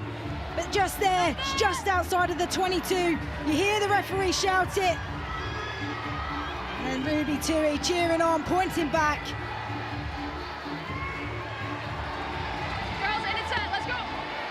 Fleuler's up and about. It might have just been a rib tickler for Stacey Fleuler. Oh, that's a hot mess from New Zealand, but Matthews almost caught her by surprise. Alex Matthews. I think both teams feeling a little bit of pressure now as we come into the last quarter. I mean, you don't see Zoe Harrison make mistakes like that, and then the line-out, which has been going so well for New Zealand, operate like that. It just doesn't get the lift right, so it goes over Roos. And because the packs all come forward, it leaves it exposed. Black Ferns still with another shot. Crouch! Bind! Set!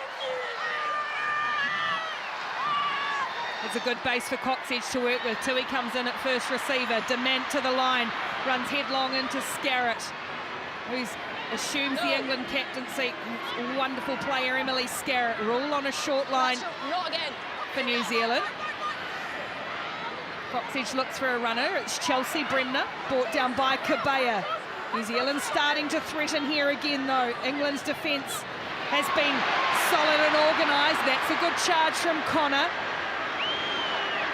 And now Amy Rule up over just 4 metres short. Connor staying down. Oh, England, brilliant. Sarah Byrne, the last up. But I think it's more than just one player there. New Zealand now have problems with Luca Connor. I think it was the double work of Sarah Byrne and Poppy Cleal. Gets back to her feet.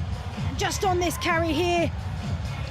Kabea brings her down and both of them over the ball. And there Poppy Cleal just manages to wrap up Roos. You're not sure about those elbows that are on the ground, though, from Sarah Byrne. It's quite clear to see from this angle. Claire was on the other side. I'm not quite sure what happened there to Amy Rule, I think it was. Luca Connor, I think. Luca Connor, sorry, yeah. She hasn't moved from that carry. Boy, it's been an attritional game. What fortitude from England in particular, though, defending this line. Holding on. Yep.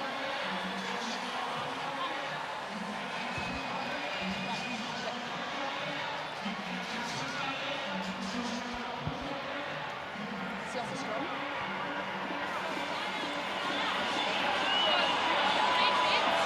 Let's go out and we don't get a good fashion again. Keep working.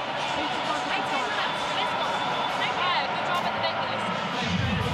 Well, some more fresh legs coming on for New Zealand with number 18, Santor Taumata, the young 19-year-old from the Bay of Plenty, who debuted for the Black Ferns just before the Rugby World Cup, but did enough to show the coaches she should be here on the biggest stage of all. Good.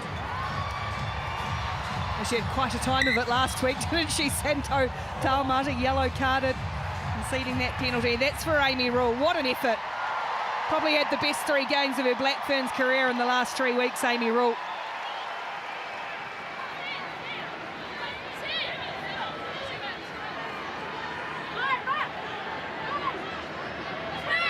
Gee, she's been immense, hasn't she, Abby Ward, as she trots to another line out, brought down by Kabea.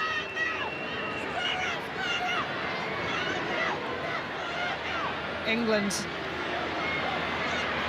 just stick to their knitting. They know what works, and it works so well. Byrne now told, that's once. Still going forward, though, is England, and McDonald just looks, yeah, no. Now she needs to, oh no, they've scooted away from her again, just as she was about to go. But look at this. England just peeling off meters. Now McDonald gets to run. Dow taken in by Dement. And Abby Ward will go and line up the runners. It's a tricky ball from a lock to a prop, and it's a mistake from England. Okay. Well, they've done everything right. From the penalty, kick to the court, kick to the sideline, work New Zealand's pack, and then Claudia McDonald had to clear out, which left the ball isolated. Now this is an opportunity again for New Zealand. Jonah Nanwu is on in jersey 19. Her whole whānau is standing up, giving her a standing ovation as she runs onto the field for Maya Kawakalani Roos. I think from the set piece, New Zealand have to stretch it here. They have to get it out their back. They've got to give Ruby Tui some space. Force the defence of England over and then go width to width. Crouch! Bind! Set! Kennedy Simon off the back for Coxedge. Inside for Lituanga. Bremner for Dement, stabbing the kick through to open territory, going to put pressure on Abby Dow, but we know that she can go 80 or 90 if she needs to, because she has got speed to burn and she's going to take them on. Abby Dow, superb, a prop coming across and then huge collision with Kennedy Simon. And Simon thrown her head back, thinking she might have got this wrong, and Dow has stayed down too. Another TMO coming. Okay. Perfect. Okay, so Ben, we've got indirect head contact. We just want to make sure that it's nothing more than a yellow card. Yeah, this is trouble, all right. Okay, we'll get the best angle. There's not many angles of it due to where it was in the field, but we'll get the best angle first, but it appears that the information is correct. Correct. The players got to get their technique right, and this is just way too high. You can't go chest up. I think this is going to be a yellow for Kennedy Simon. So yeah, the point of contact initially. Sorry, Holly, I thought we were on air. Now we just... Yeah, it's coming up now, sorry. Yeah, thanks.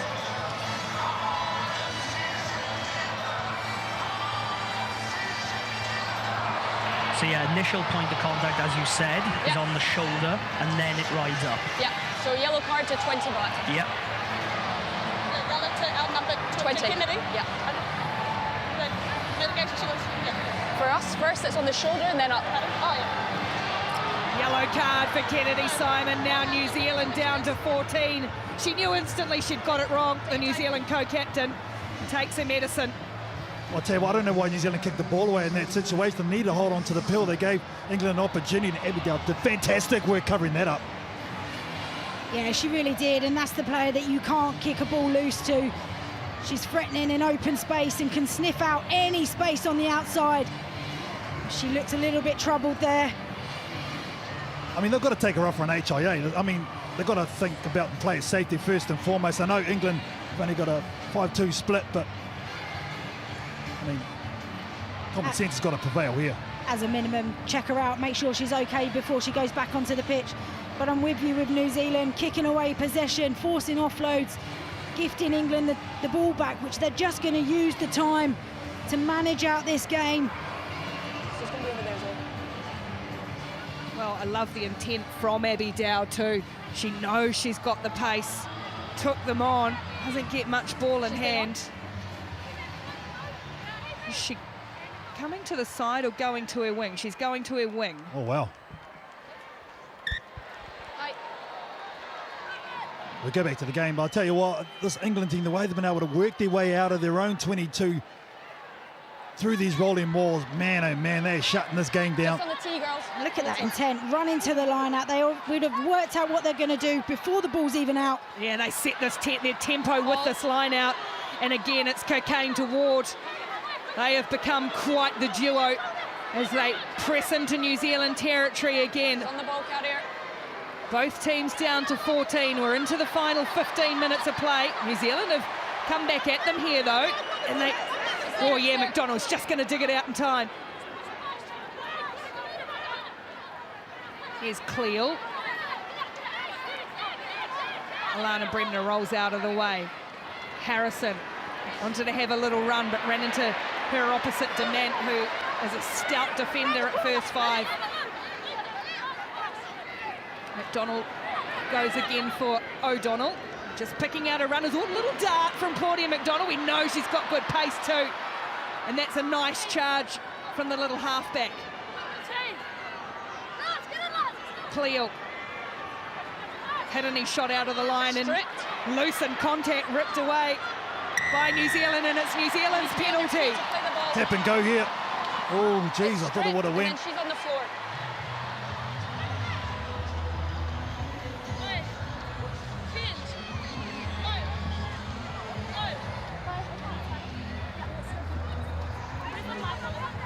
That's good. Okay. Yeah, medic's on. Time off. Thank you. Sarah Byrne, I think, is down now. Gosh, England's front row stocks have taken a hit, and I wonder still too if they're looking at Abby Dow on the sideline with the medical, with the tournament doctor. Yeah, Tatiana Hurd for England in jersey 23 has got up. She's ready to go if needed. She can play, I can tell you that. Jersey 23 for England. Tatiana Hurd, yeah. Okay, no problem. Off she comes. Abby Dow is coming off, and Tatiana Hurd, who is a danger player, isn't she? She's made her mark on this tournament. Had a couple of brilliant games. I'm pleased common sense has prevailed with Abby Dow.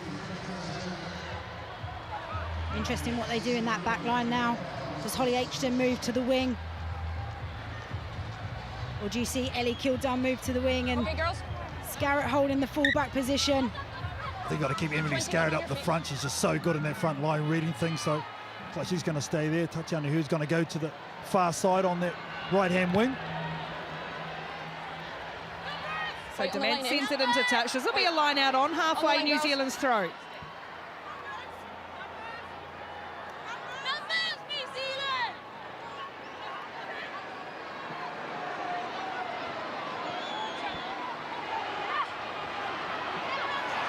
Nanwu brings it in. Cries are not straight, and they might have had an argument, England, but New Zealand will play. It's in the back with Luca Connor. Don't change, don't change.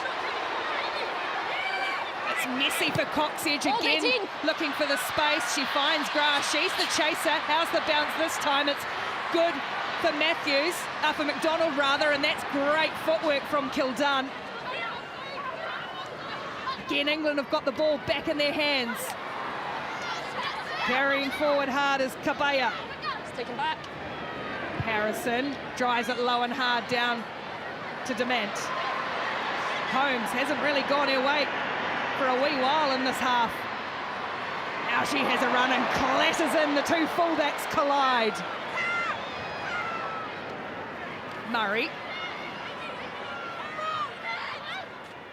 His body's flying everywhere. The white wall. No way through it this time for Taumata. Dement. Oh, Fitzpatrick caught in two minds. It's a little bit ragged. New Zealand chasing, trailing, and they've lost 30, 40 metres, so Holmes, no other option, but it's a good little stab kick through for Alexia Inga to chase, but England will be happy just to slow this down, absorb time.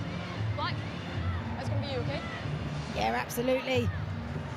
A great carry from Holmes. Just need New Zealand to up their work rate to give themselves the extra player after getting England narrow. But a lot of tired bodies out there. High ball in play percentages. Let's go then. But England now will just manage this clock.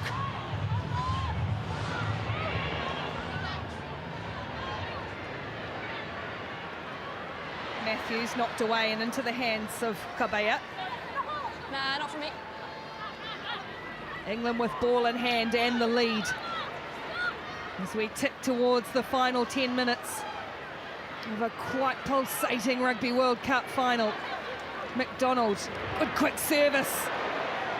As Harrison goes out on the full again, protesting the low dive of Dement as it tried to charge, but it's come off New Zealand's hands. Yeah, that's what they were saying, England. And they were right too. Dement was the one that challenged, rightfully so, but it was off her, so. I felt that you did. See now though, England very slow to the lineouts just before they were running to and trying to catch New Zealand off with tempo. Remember the clock's still going, they're in the huddle. Game management once again. Let's go. Amy Cogain so used to going so quickly turned around and none of her lineout was there. Yeah, in the very parochial Eden Park crowd with the pockets of white are frustrated, but it's smart from England. They've got some wise heads still out on that field. It's number 20 that's down then. Here's the pressure from Dement. She said she didn't touch the ball. This would be a good shot of it. Oh yeah, might have a case.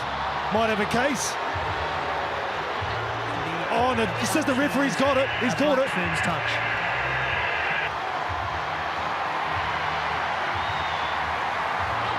quality refereeing.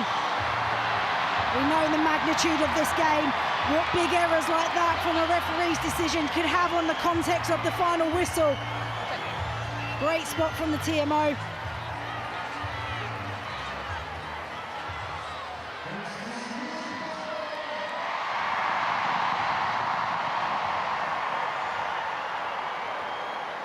You talk about moments in games. I think there's a massive moment for the Black Ferns right here.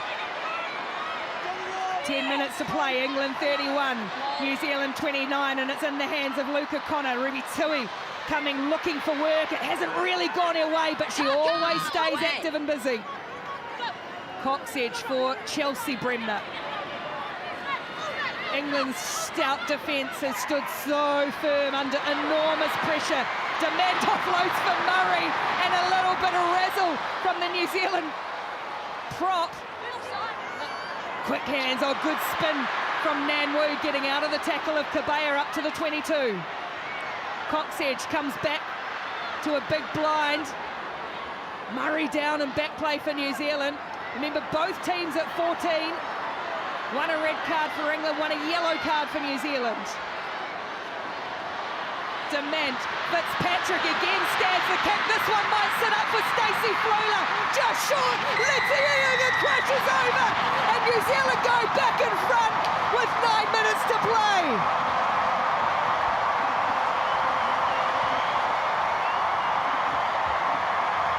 And finally, the little stab through pays off for them in the end. Lovely little touch from Fitzpatrick. Ellie Kildung gets up on the outside channel.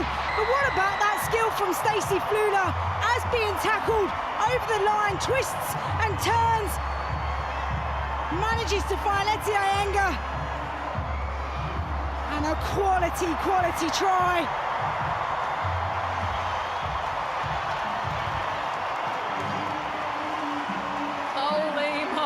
You should hear the crowd from down here. Honestly, it feels like you're at Coachella or Glastonbury, not a rugby match. It's a party.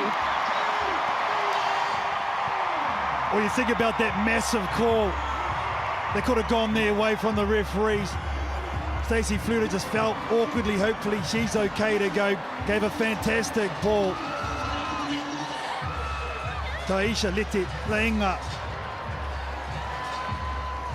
Oh, it's been a war of attrition though, right? You want to know it on the face of Stacey Flula, but just hammer and tongs at each other, these two wonderful teams. Flula. Oh, look at that bit of class though, from Ellie Kildung. I think she's going off. Yeah. Okay, time back on, please.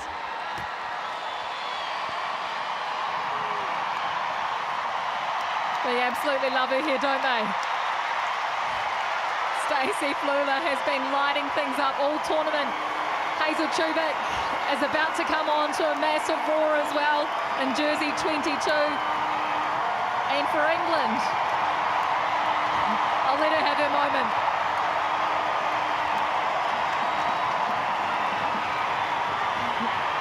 $45,000 screaming New Zealanders. A girl from Ruatoki who's used to riding bareback horses. She's had two decisive impacts among many good touches. Has Stacey Flula what Renee Holmes would give for this one to go?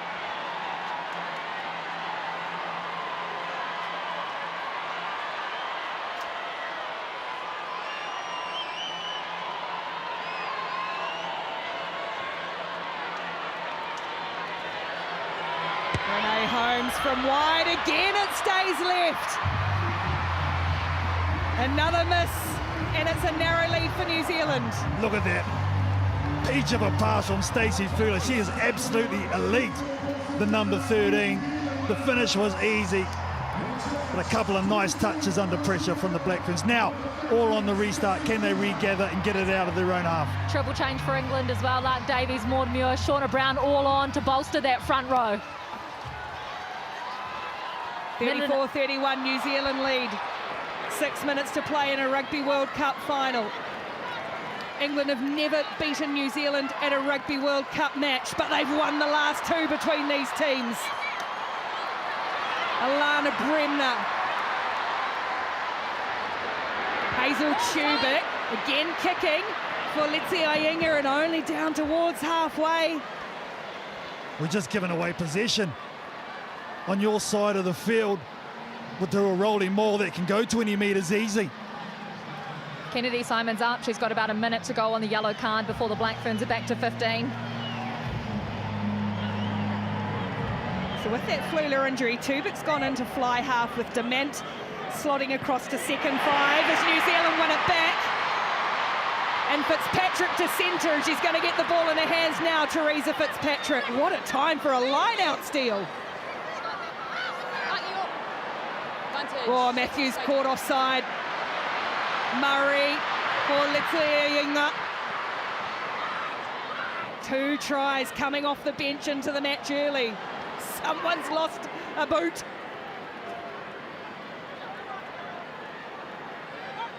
Coxedge then cut the air with a knife at Eden Park. It's touched in flight, so everyone's onside. Again, big contact, Tui on Kildun.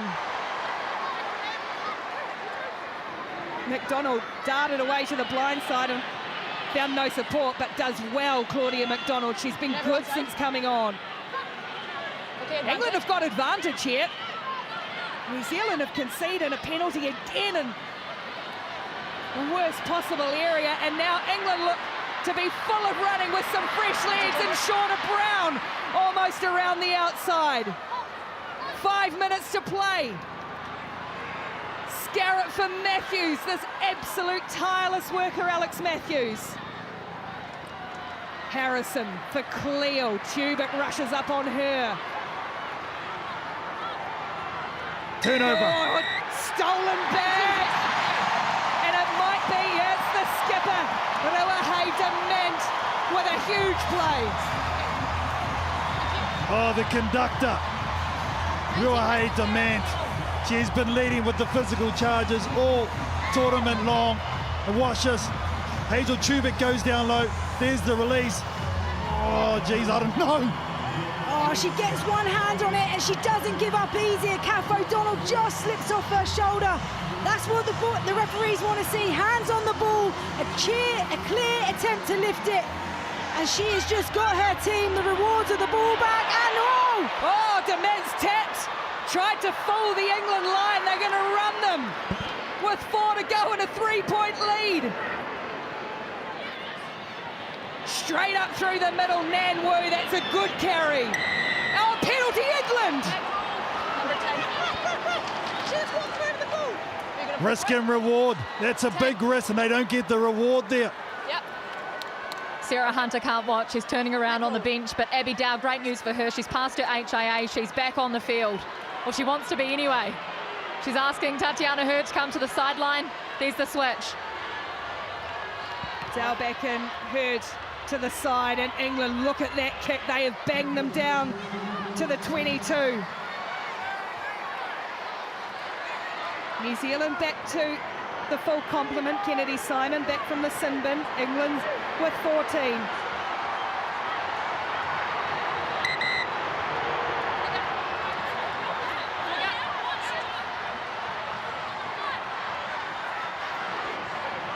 Money ball is Abby Ward. This is collapsed. It's a penalty for England. Harrison to the line.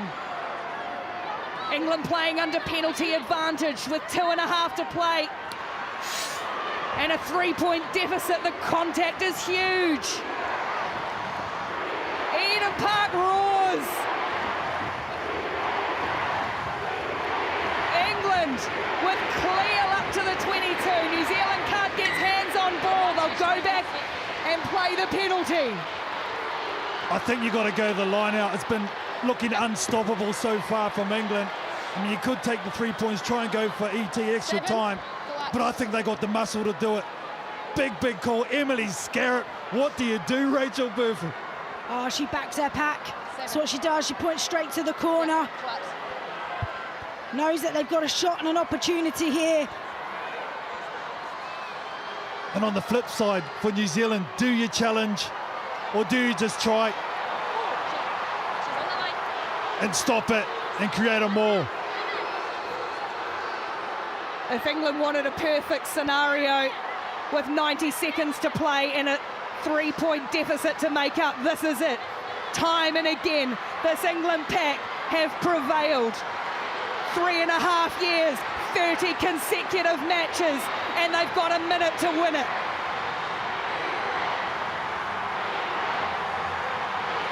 Davies to Ward, she brings it down and down it comes.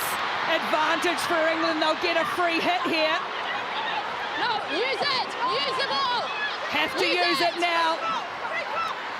Away they go again, it's stopped by Cleal, new advantage. Or same advantage rather. New Zealand, having been full of running now, have to be full of defence. England drive low and hard. No advantage. We'll go back to the penalty. 19 in the air. Go again, have to go line out again for sure. Yeah, sorry, on the 15. Yeah, I think Abby Ward got played in the air. You've either got to commit to go for the ball or hold your feet 19 and prepare to stop the driving maul. Eden Park has seen some storied occasions, not least in Rugby World Cup finals. This may be the most extraordinary of the lot.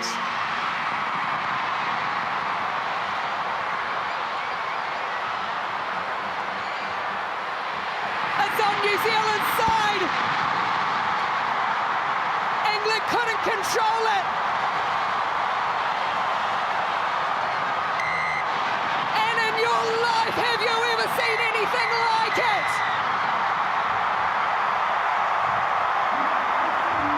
From the depths of despair to World Cup winners once more.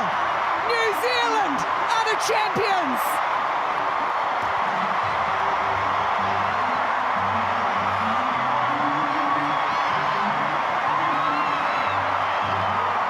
Eden Park absolutely erupts. The much vaunted unstoppable for 3 years. England fall back, the history makers, 30 in a row, and that stops with the world champs in Auckland, New Zealand. I mean, what a story, and one for the history books for this New Zealand side. They were down and out less than 12 months ago, and they have turned things, they have transformed what they have done, they've broken records, they've sold out the home of Eden Park, and they have put on a show today. I mean, it's all credit to them, fully deserved to their staff and their players. New Zealand celebrations again. They are World Cup winners once more. New Zealand 34, England 31.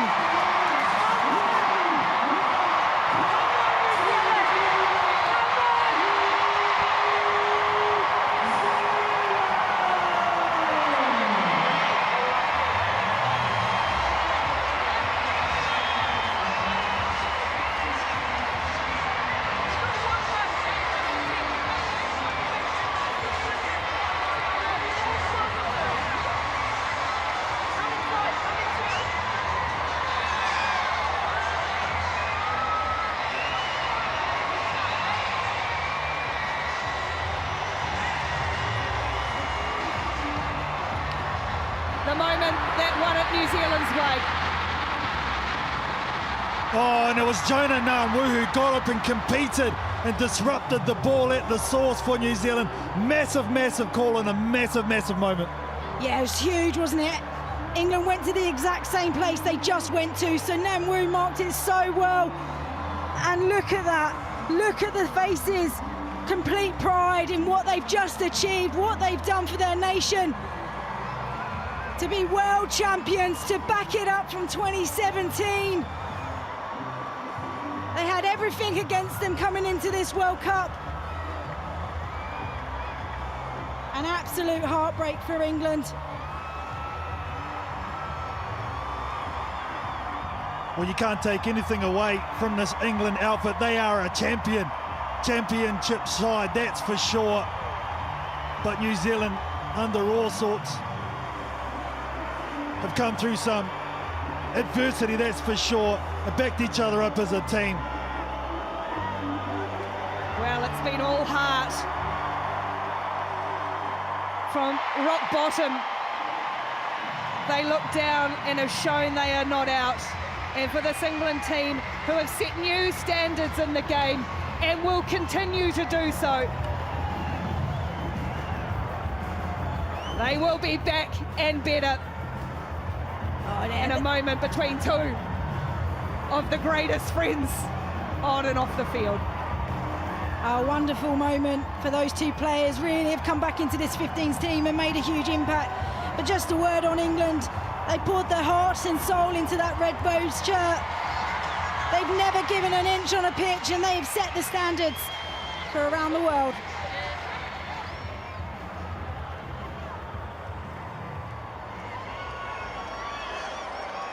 Ruahei, take a moment.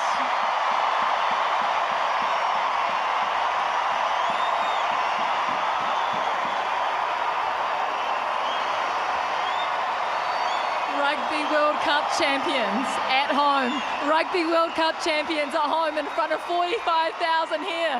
What does it mean? Shucks. I can't even put it into words. All I can say is thank you, and I'm so proud of our team.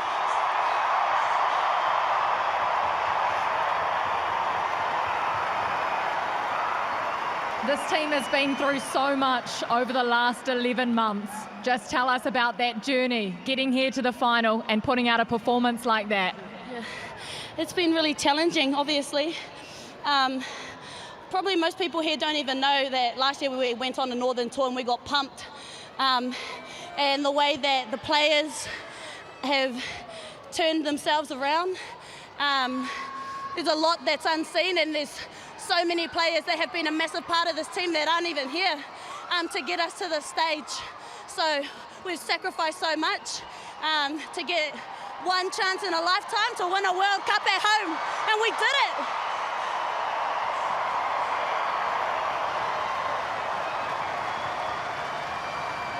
You said before the tournament you'd already won before coming out here today. Have you felt this support? Have you felt the support of 5 million and so many more around the world? Absolutely. It's been so overwhelming. We're not used to so many fans. But we hope that we've made our country proud. And we hope that we've inspired the next generation of stars, of Black Fern stars, of All Black stars here in Aotearoa. Ngā mihi nui, congratulations. Go and be with your team. Thanks, Kirsty. I just want to also say a massive mihi to Sarah and her team. That was an 80-minute slog right to the death, and we expected nothing less. They came into this tournament as the tournament favourites, and they haven't lost a game since 2019. So while this wasn't the one to lose, massive congratulations to them. They were an awesome team to play against, and I hope they celebrate tonight as well. Thank you everybody. She is a class act. Ruahei Demant took over the captaincy earlier this year and has led them to a title. Let's hear from her opposite, Sarah Hunter.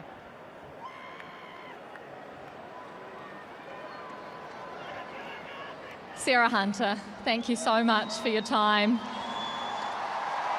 I think the cheer from the crowd says it all. The adulation for this team is clear, isn't it? Yeah, you know, like, the sport can be cruel at times, and like, just so proud of the way this England team has shown up, not just for tonight, but, you know, over the last 3 years. And we said in the circle, you know, hopefully one result doesn't define the team, the individuals, the people that they've become, and the journey we've been on, and what hopefully tonight is showcased for women's rugby. You know, credit to New Zealand, fantastic. Congratulations to them on their win. You know, like, you can't take it away that we gave everything tonight, and unfortunately it wasn't enough to take that trophy back home. And, you know, credit where credit's due. New Zealand, very deserved winners. What can you say about your team tonight, playing 60 minutes with 14 players against New Zealand and 45,000 others here too? Yeah, you know, that's just the strength and character that we've got. You know, when our back's against the wall, we come out fighting, and we did that. We fought, and we fought to the very end. And, you know, sometimes you just come up short, but we'll look back and we will be proud because we know we didn't leave anything left on that field, you know. And I think sometimes that makes it easier in the way, taking the result when it doesn't go your way, that, you know, we could have done nothing else tonight. And I'll be forever proud of the team and what we've achieved. And, you know, it does hurt and it will hurt, but I've said, like, together as a team, we need to share in that hurt, we need to grow, and we need to come back stronger, and we'll win together, we'll lose together, and we'll stand tall together, and we'll never lose that. That was a phenomenal final. Thank you so much for your time. Travel safe home. Thank you. A leader among women, Sarah Hunter, her 140th not to be in England, who were backs to the wall from many, many moments, and there's always got to be one standout though. Tough job to pick our MasterCard player of the match. Yesterday, our MasterCard player of the match is the captain of the Black Ferns, Ruahei Demont, presented by Ati Laili.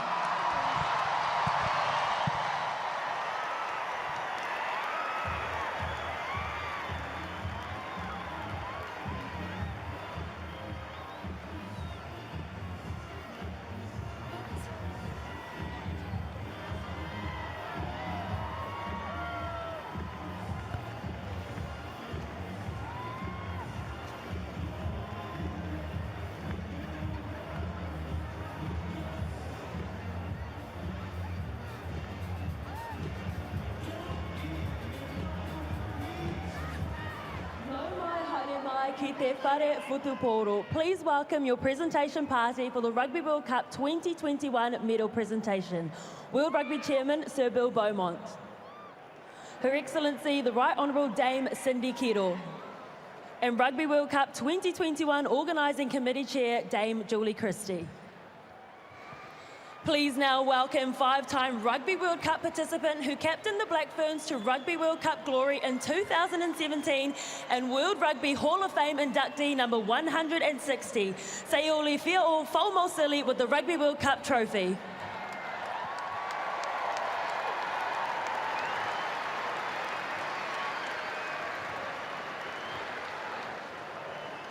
Whawhitai tele lava fi. Eden Park, please join me in congratulating your Rugby World Cup bronze medalists. What an outstanding performance from France, defeating Canada 36-0 in the bronze medal match. A big round of applause for the French.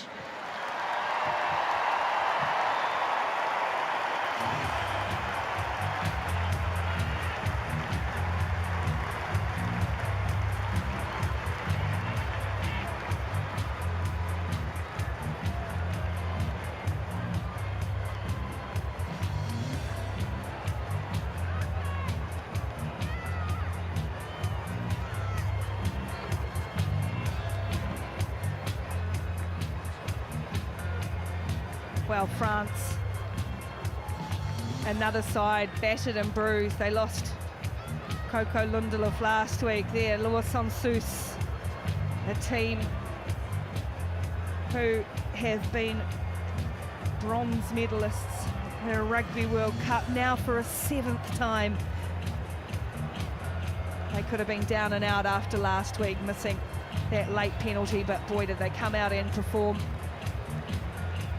against Canada today.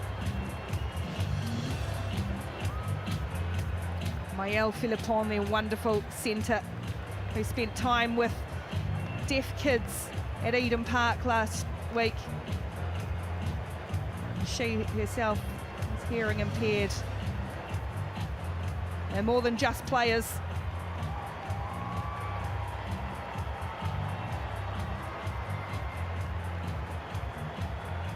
Walking wounded too from that game against Canada. The Ménager twins, Clement and Marine, with a huge future. Well, the world has shown how good they are. Safi Ndiaye, 90 tests for France.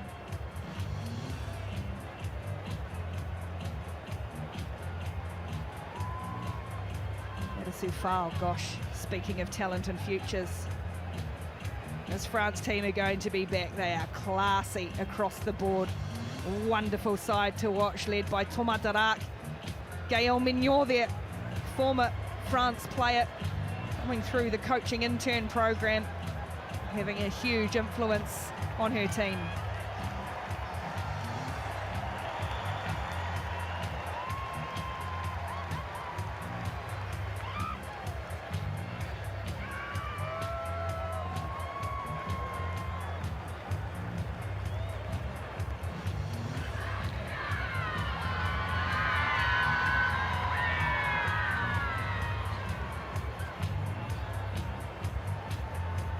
Barely a person has left Eden Park.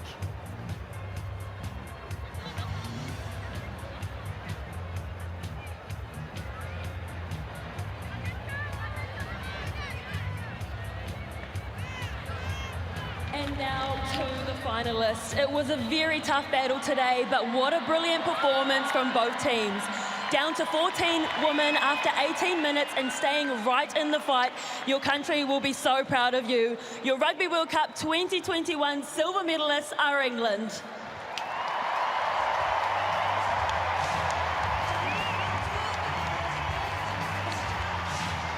Two of the greats to ever play the game will lead England up, Sarah Hunter and Emily Scarrett.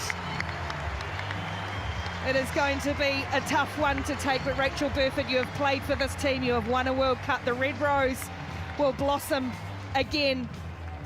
They have played with dignity, pride and brilliance for your country. Oh, absolutely. And there's one thing I know about this team is that they will go away, they will stay tight as a group together, and the heartache goes out to all of them. We've been here before, and the work and the blood and the sweat and the tears that this team have put in over the last 5 years, the sacrifices, but they can hold their heads held high. They have been the team that have woken up the world to women's rugby prior to this Rugby World Cup. They have been the ones that have set the standard, challenged around the world about what investment goes into their programs. They've done their country proud, their friends and their family, and you've got to give it to them. A 60-minute performance with a player down against one of the most lethal attacking teams in New Zealand, and to be in it right in the final moments. Extremely proud of every single one of them, and they're doing it in such grace as well, knowing just how much that hurts out there. But they're a young side, they've got plenty of talent. Home World Cup in 2025 on the cusp. How exciting for them as a nation. Look what New Zealand have done. It is only going to go to another level from here, and you can see, look at the walking wounded, Hannah Bottom and Laura Keats. Those are just the most recent ones. They lost Leanne Infante today as well. Helena Rowland coming up in crutches. Zoe Allcroft, World Rugby Player of the Year during the match. You mention adversity and resilience, and they're going to need that resilience again, but absolutely no doubt that Simon Middleton's side will return. Oh, it's only 3 years away too.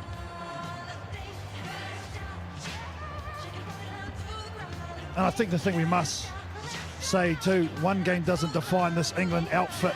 Yeah, sure, it's a Rugby World Cup final, but in any sport to win 30 games on the trot is unprecedented. And they've gone about, they've analysed things, they've changed the game, how it's approached on and off the field, this England unit, and they deservedly get the applause that is given to them.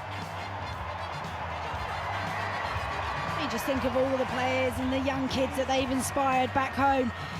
You know, their legacy lives on well past 80 minutes of rugby here today. As you said, Katie, it doesn't define you, doesn't define the history and the legacy that you've done. It is time to crown your champions. Please join me in congratulating the Women's Rugby World Cup 2021 champions with their 6th title, New Zealand!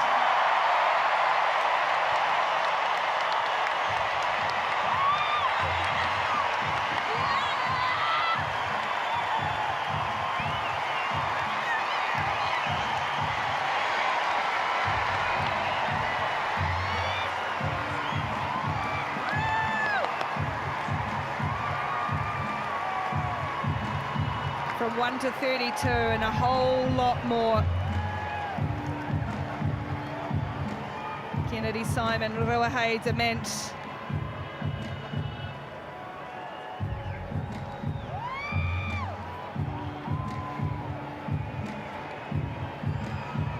And 68th and final match for Kendra Cocksedge, New Zealand's all-time leading scorer, and she will bow out with her third Rugby World Cup title. She almost gave it away in 2017, was encouraged to play on, took a load last year when the team were getting beaten, and back she came for one more ride, the champion halfback. Yeah, and she was an influence on this game, wasn't she?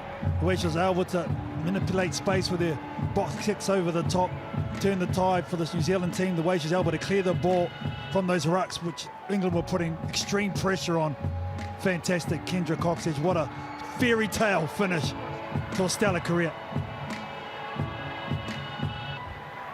Just the backstory of this Black Ferns team, been so impressive, managed to turn around their fate, completely capture their nation, and to push the #1 team in the world. The last team that England lost to was the Black Ferns, and they've managed to replicate that then again here today.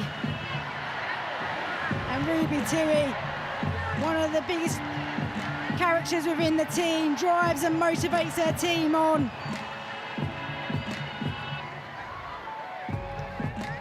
Scenes perhaps that only the most heartiest of imaginations could have thought. Wayne Smith, a Rugby World Cup winner at Eden Park again. He didn't believe it. He should have been retired at the beach. But you know what? It's fantastic the way he's come out and praised his team. They've taught him a lot. He said he's done everything. You think in terms of coaching, the professor they call him, what he's done with this outfit, how he's engaged with them, and how he's let them be themselves. Yeah, absolutely, quality and credit to the staff, but this is a really special team, special connection. Their culture, their resilience all shone through today, and they thoroughly deserve to be world champions.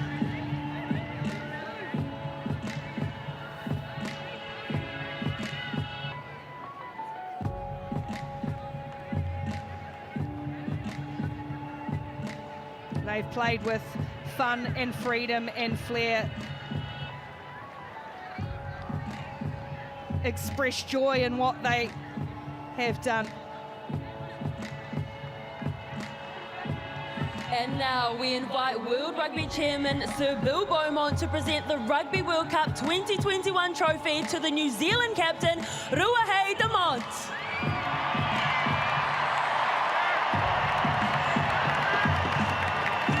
Eden Park, your Women's Rugby World Cup 2021 champions, New Zealand!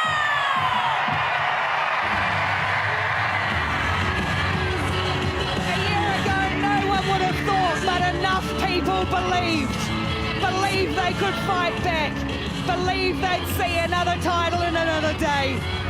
New Zealand Rugby World Cup 2021 champions.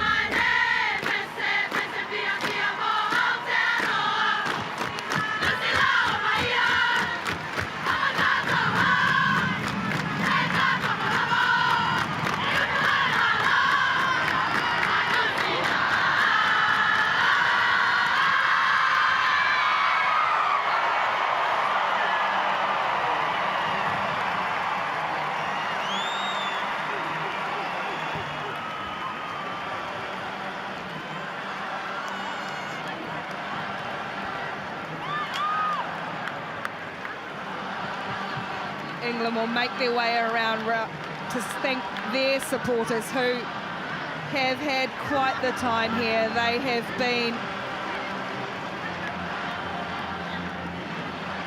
A wonderful side, so many former Red Roses players who have supported them on the toughest scenes.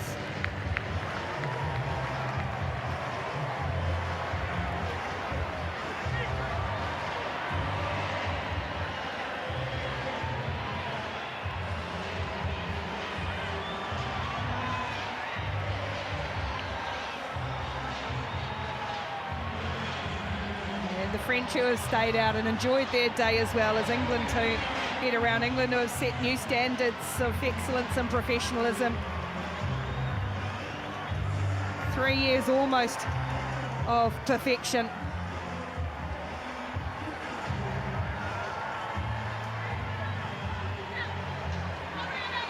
And New Zealand will celebrate as only New Zealanders can do.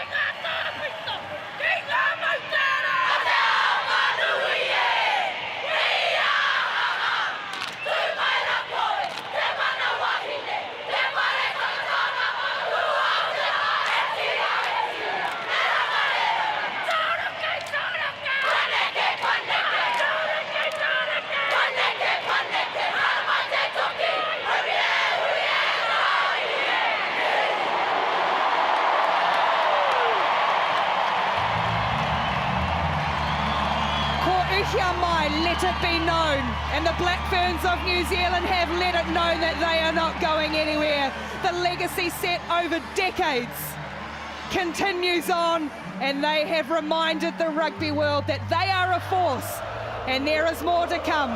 The end of careers, Renee Whitcliffe and Kendra Coxedge, and just the start for some others.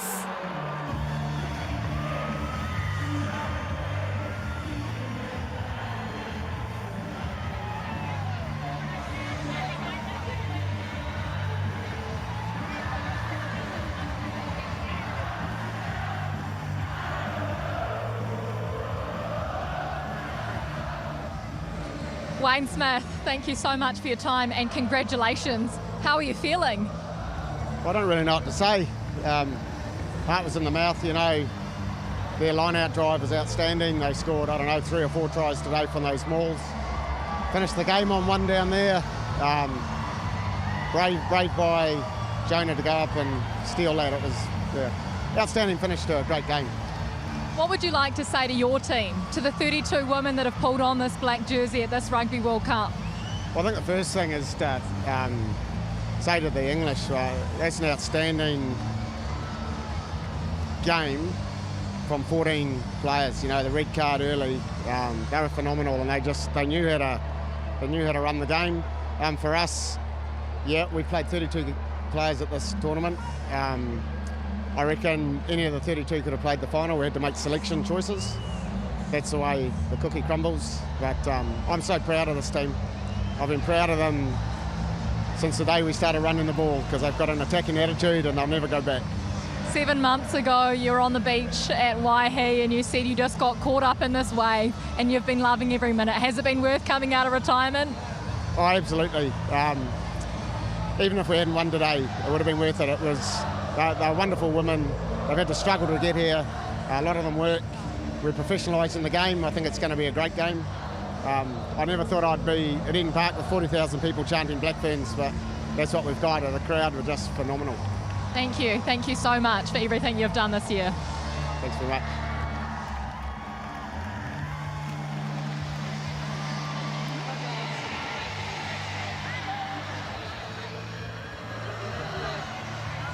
Well, one of the most storied coaches in New Zealand sport, Wayne Smith.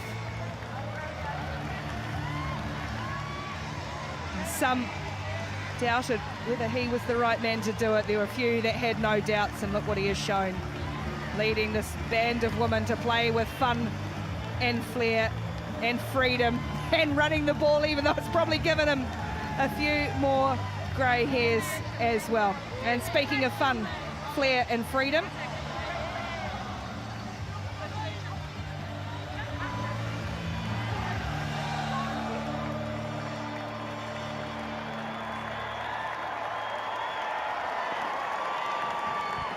Ruby Tui.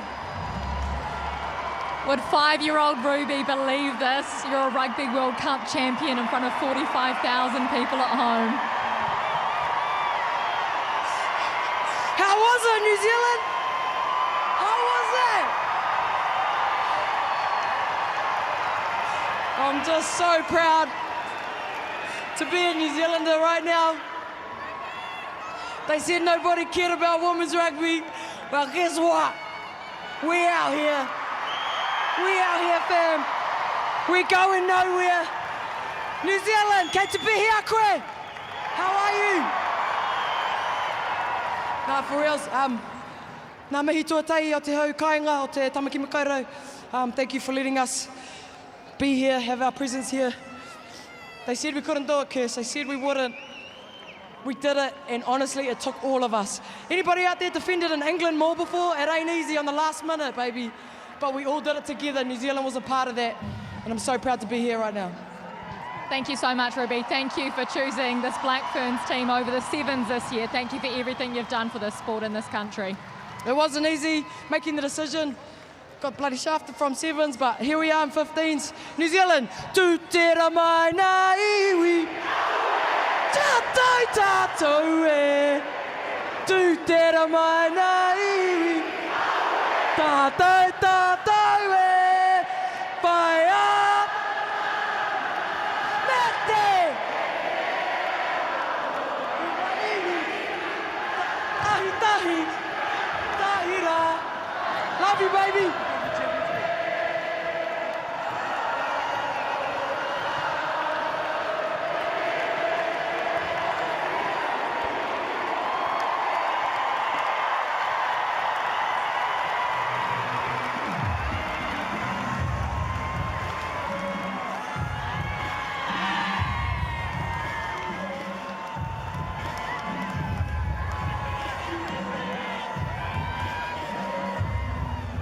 Simon, that was one of the greatest games of rugby I've ever watched. How do you reflect on that match? Yeah, I think I'd probably agree with that, you know, from a neutral point of view. I'm sure it was, but it was great, you know, for both sets of players and both sets of staff. I think, you know, they put on a show that we could be massively proud of tonight and, you know, fitting of the occasion. You said before you came to this tournament that anything other than the gold would be a failure for the tournament. Do you still feel like that?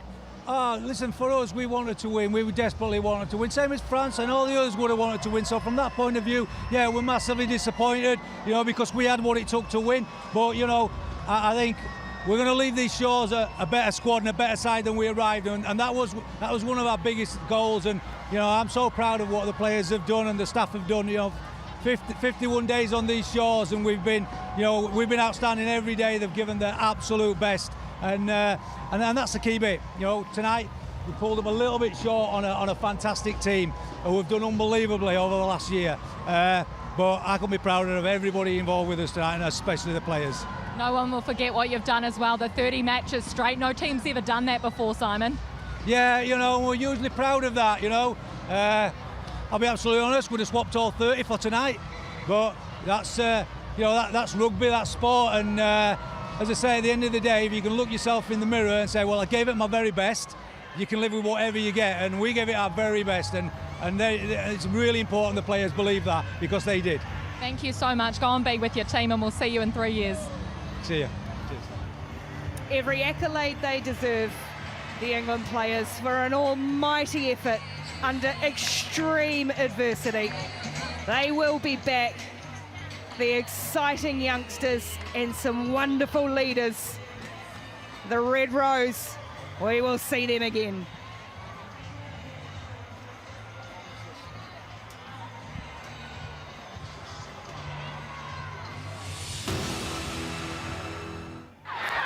Well, as we said, it was quite the match and quite the start for England. Yeah, it was all the way for England in the opening stages. Real slick movement. And New Zealand replied from their own rolling maul. They went to the right-hand side, and it was going to be their hooker Ponsonby to get the score. Okay, time off. And not too soon after that, England went to work again with their driving maul. Marley Packard right in the heart of that. Just peels off to the side, with nobody marking her, and signalled to Lililoli back home. And then New Zealand thought, you know what, we're going to go wide to our replacement. And Aisha Letitia-Lainga, she does a stutter step and she gets over for New Zealand. And just more work from the England pack, using their weapon, using their point of difference against New Zealand, and right a reply. And New Zealand straight after the half, they're going to go wide. Stacey Flula with the dummy on the inside, then goes to Renee Holmes. You know what? She's going to stay in support, and they go coast to coast. That's an elite type of player, Stacey Flula. It's quality, and it was backed up with the impact from the bench row. Crystal Murray powers over in the corner. They talk about power. England say, we're going to power up right here. Amy Cocaine, she'll take 3. And then another big contact to the game. Yellow card for Kennedy. So yeah, initial. Which made it 14 apiece. And New Zealand, they wouldn't stop it taking. It was a kick through from Teresa Fitzpatrick. The pick up and pass from Stacey Fleur. And it's a double from Aisha Letitia-Lainga. And this, the final moments to hold out for the win. They managed to disrupt what has been England's absolute weapon. Turn it over. And victory is theirs, and they become world champions. The first time a team has won a Rugby World Cup on home soil in the women's game. 6-time winners now back to back for New Zealand. And they will rightly wrap up and lap up every minute that comes their way. And the good news is we get to do it all again in 3 years' time. 2025, the Rugby World Cup. Just scan that QR code, find out more, because we know you want to be on board as we head to England in 2025. It is a tournament that has captured hearts, minds and imagination. 12 teams from around the world. What has shown what is possible. Rugby World Cup 2021 has showcased what has become an unstoppable force. The Rugby World Cup, the rugby world is now fully awake to the women's game as New Zealand end as champions.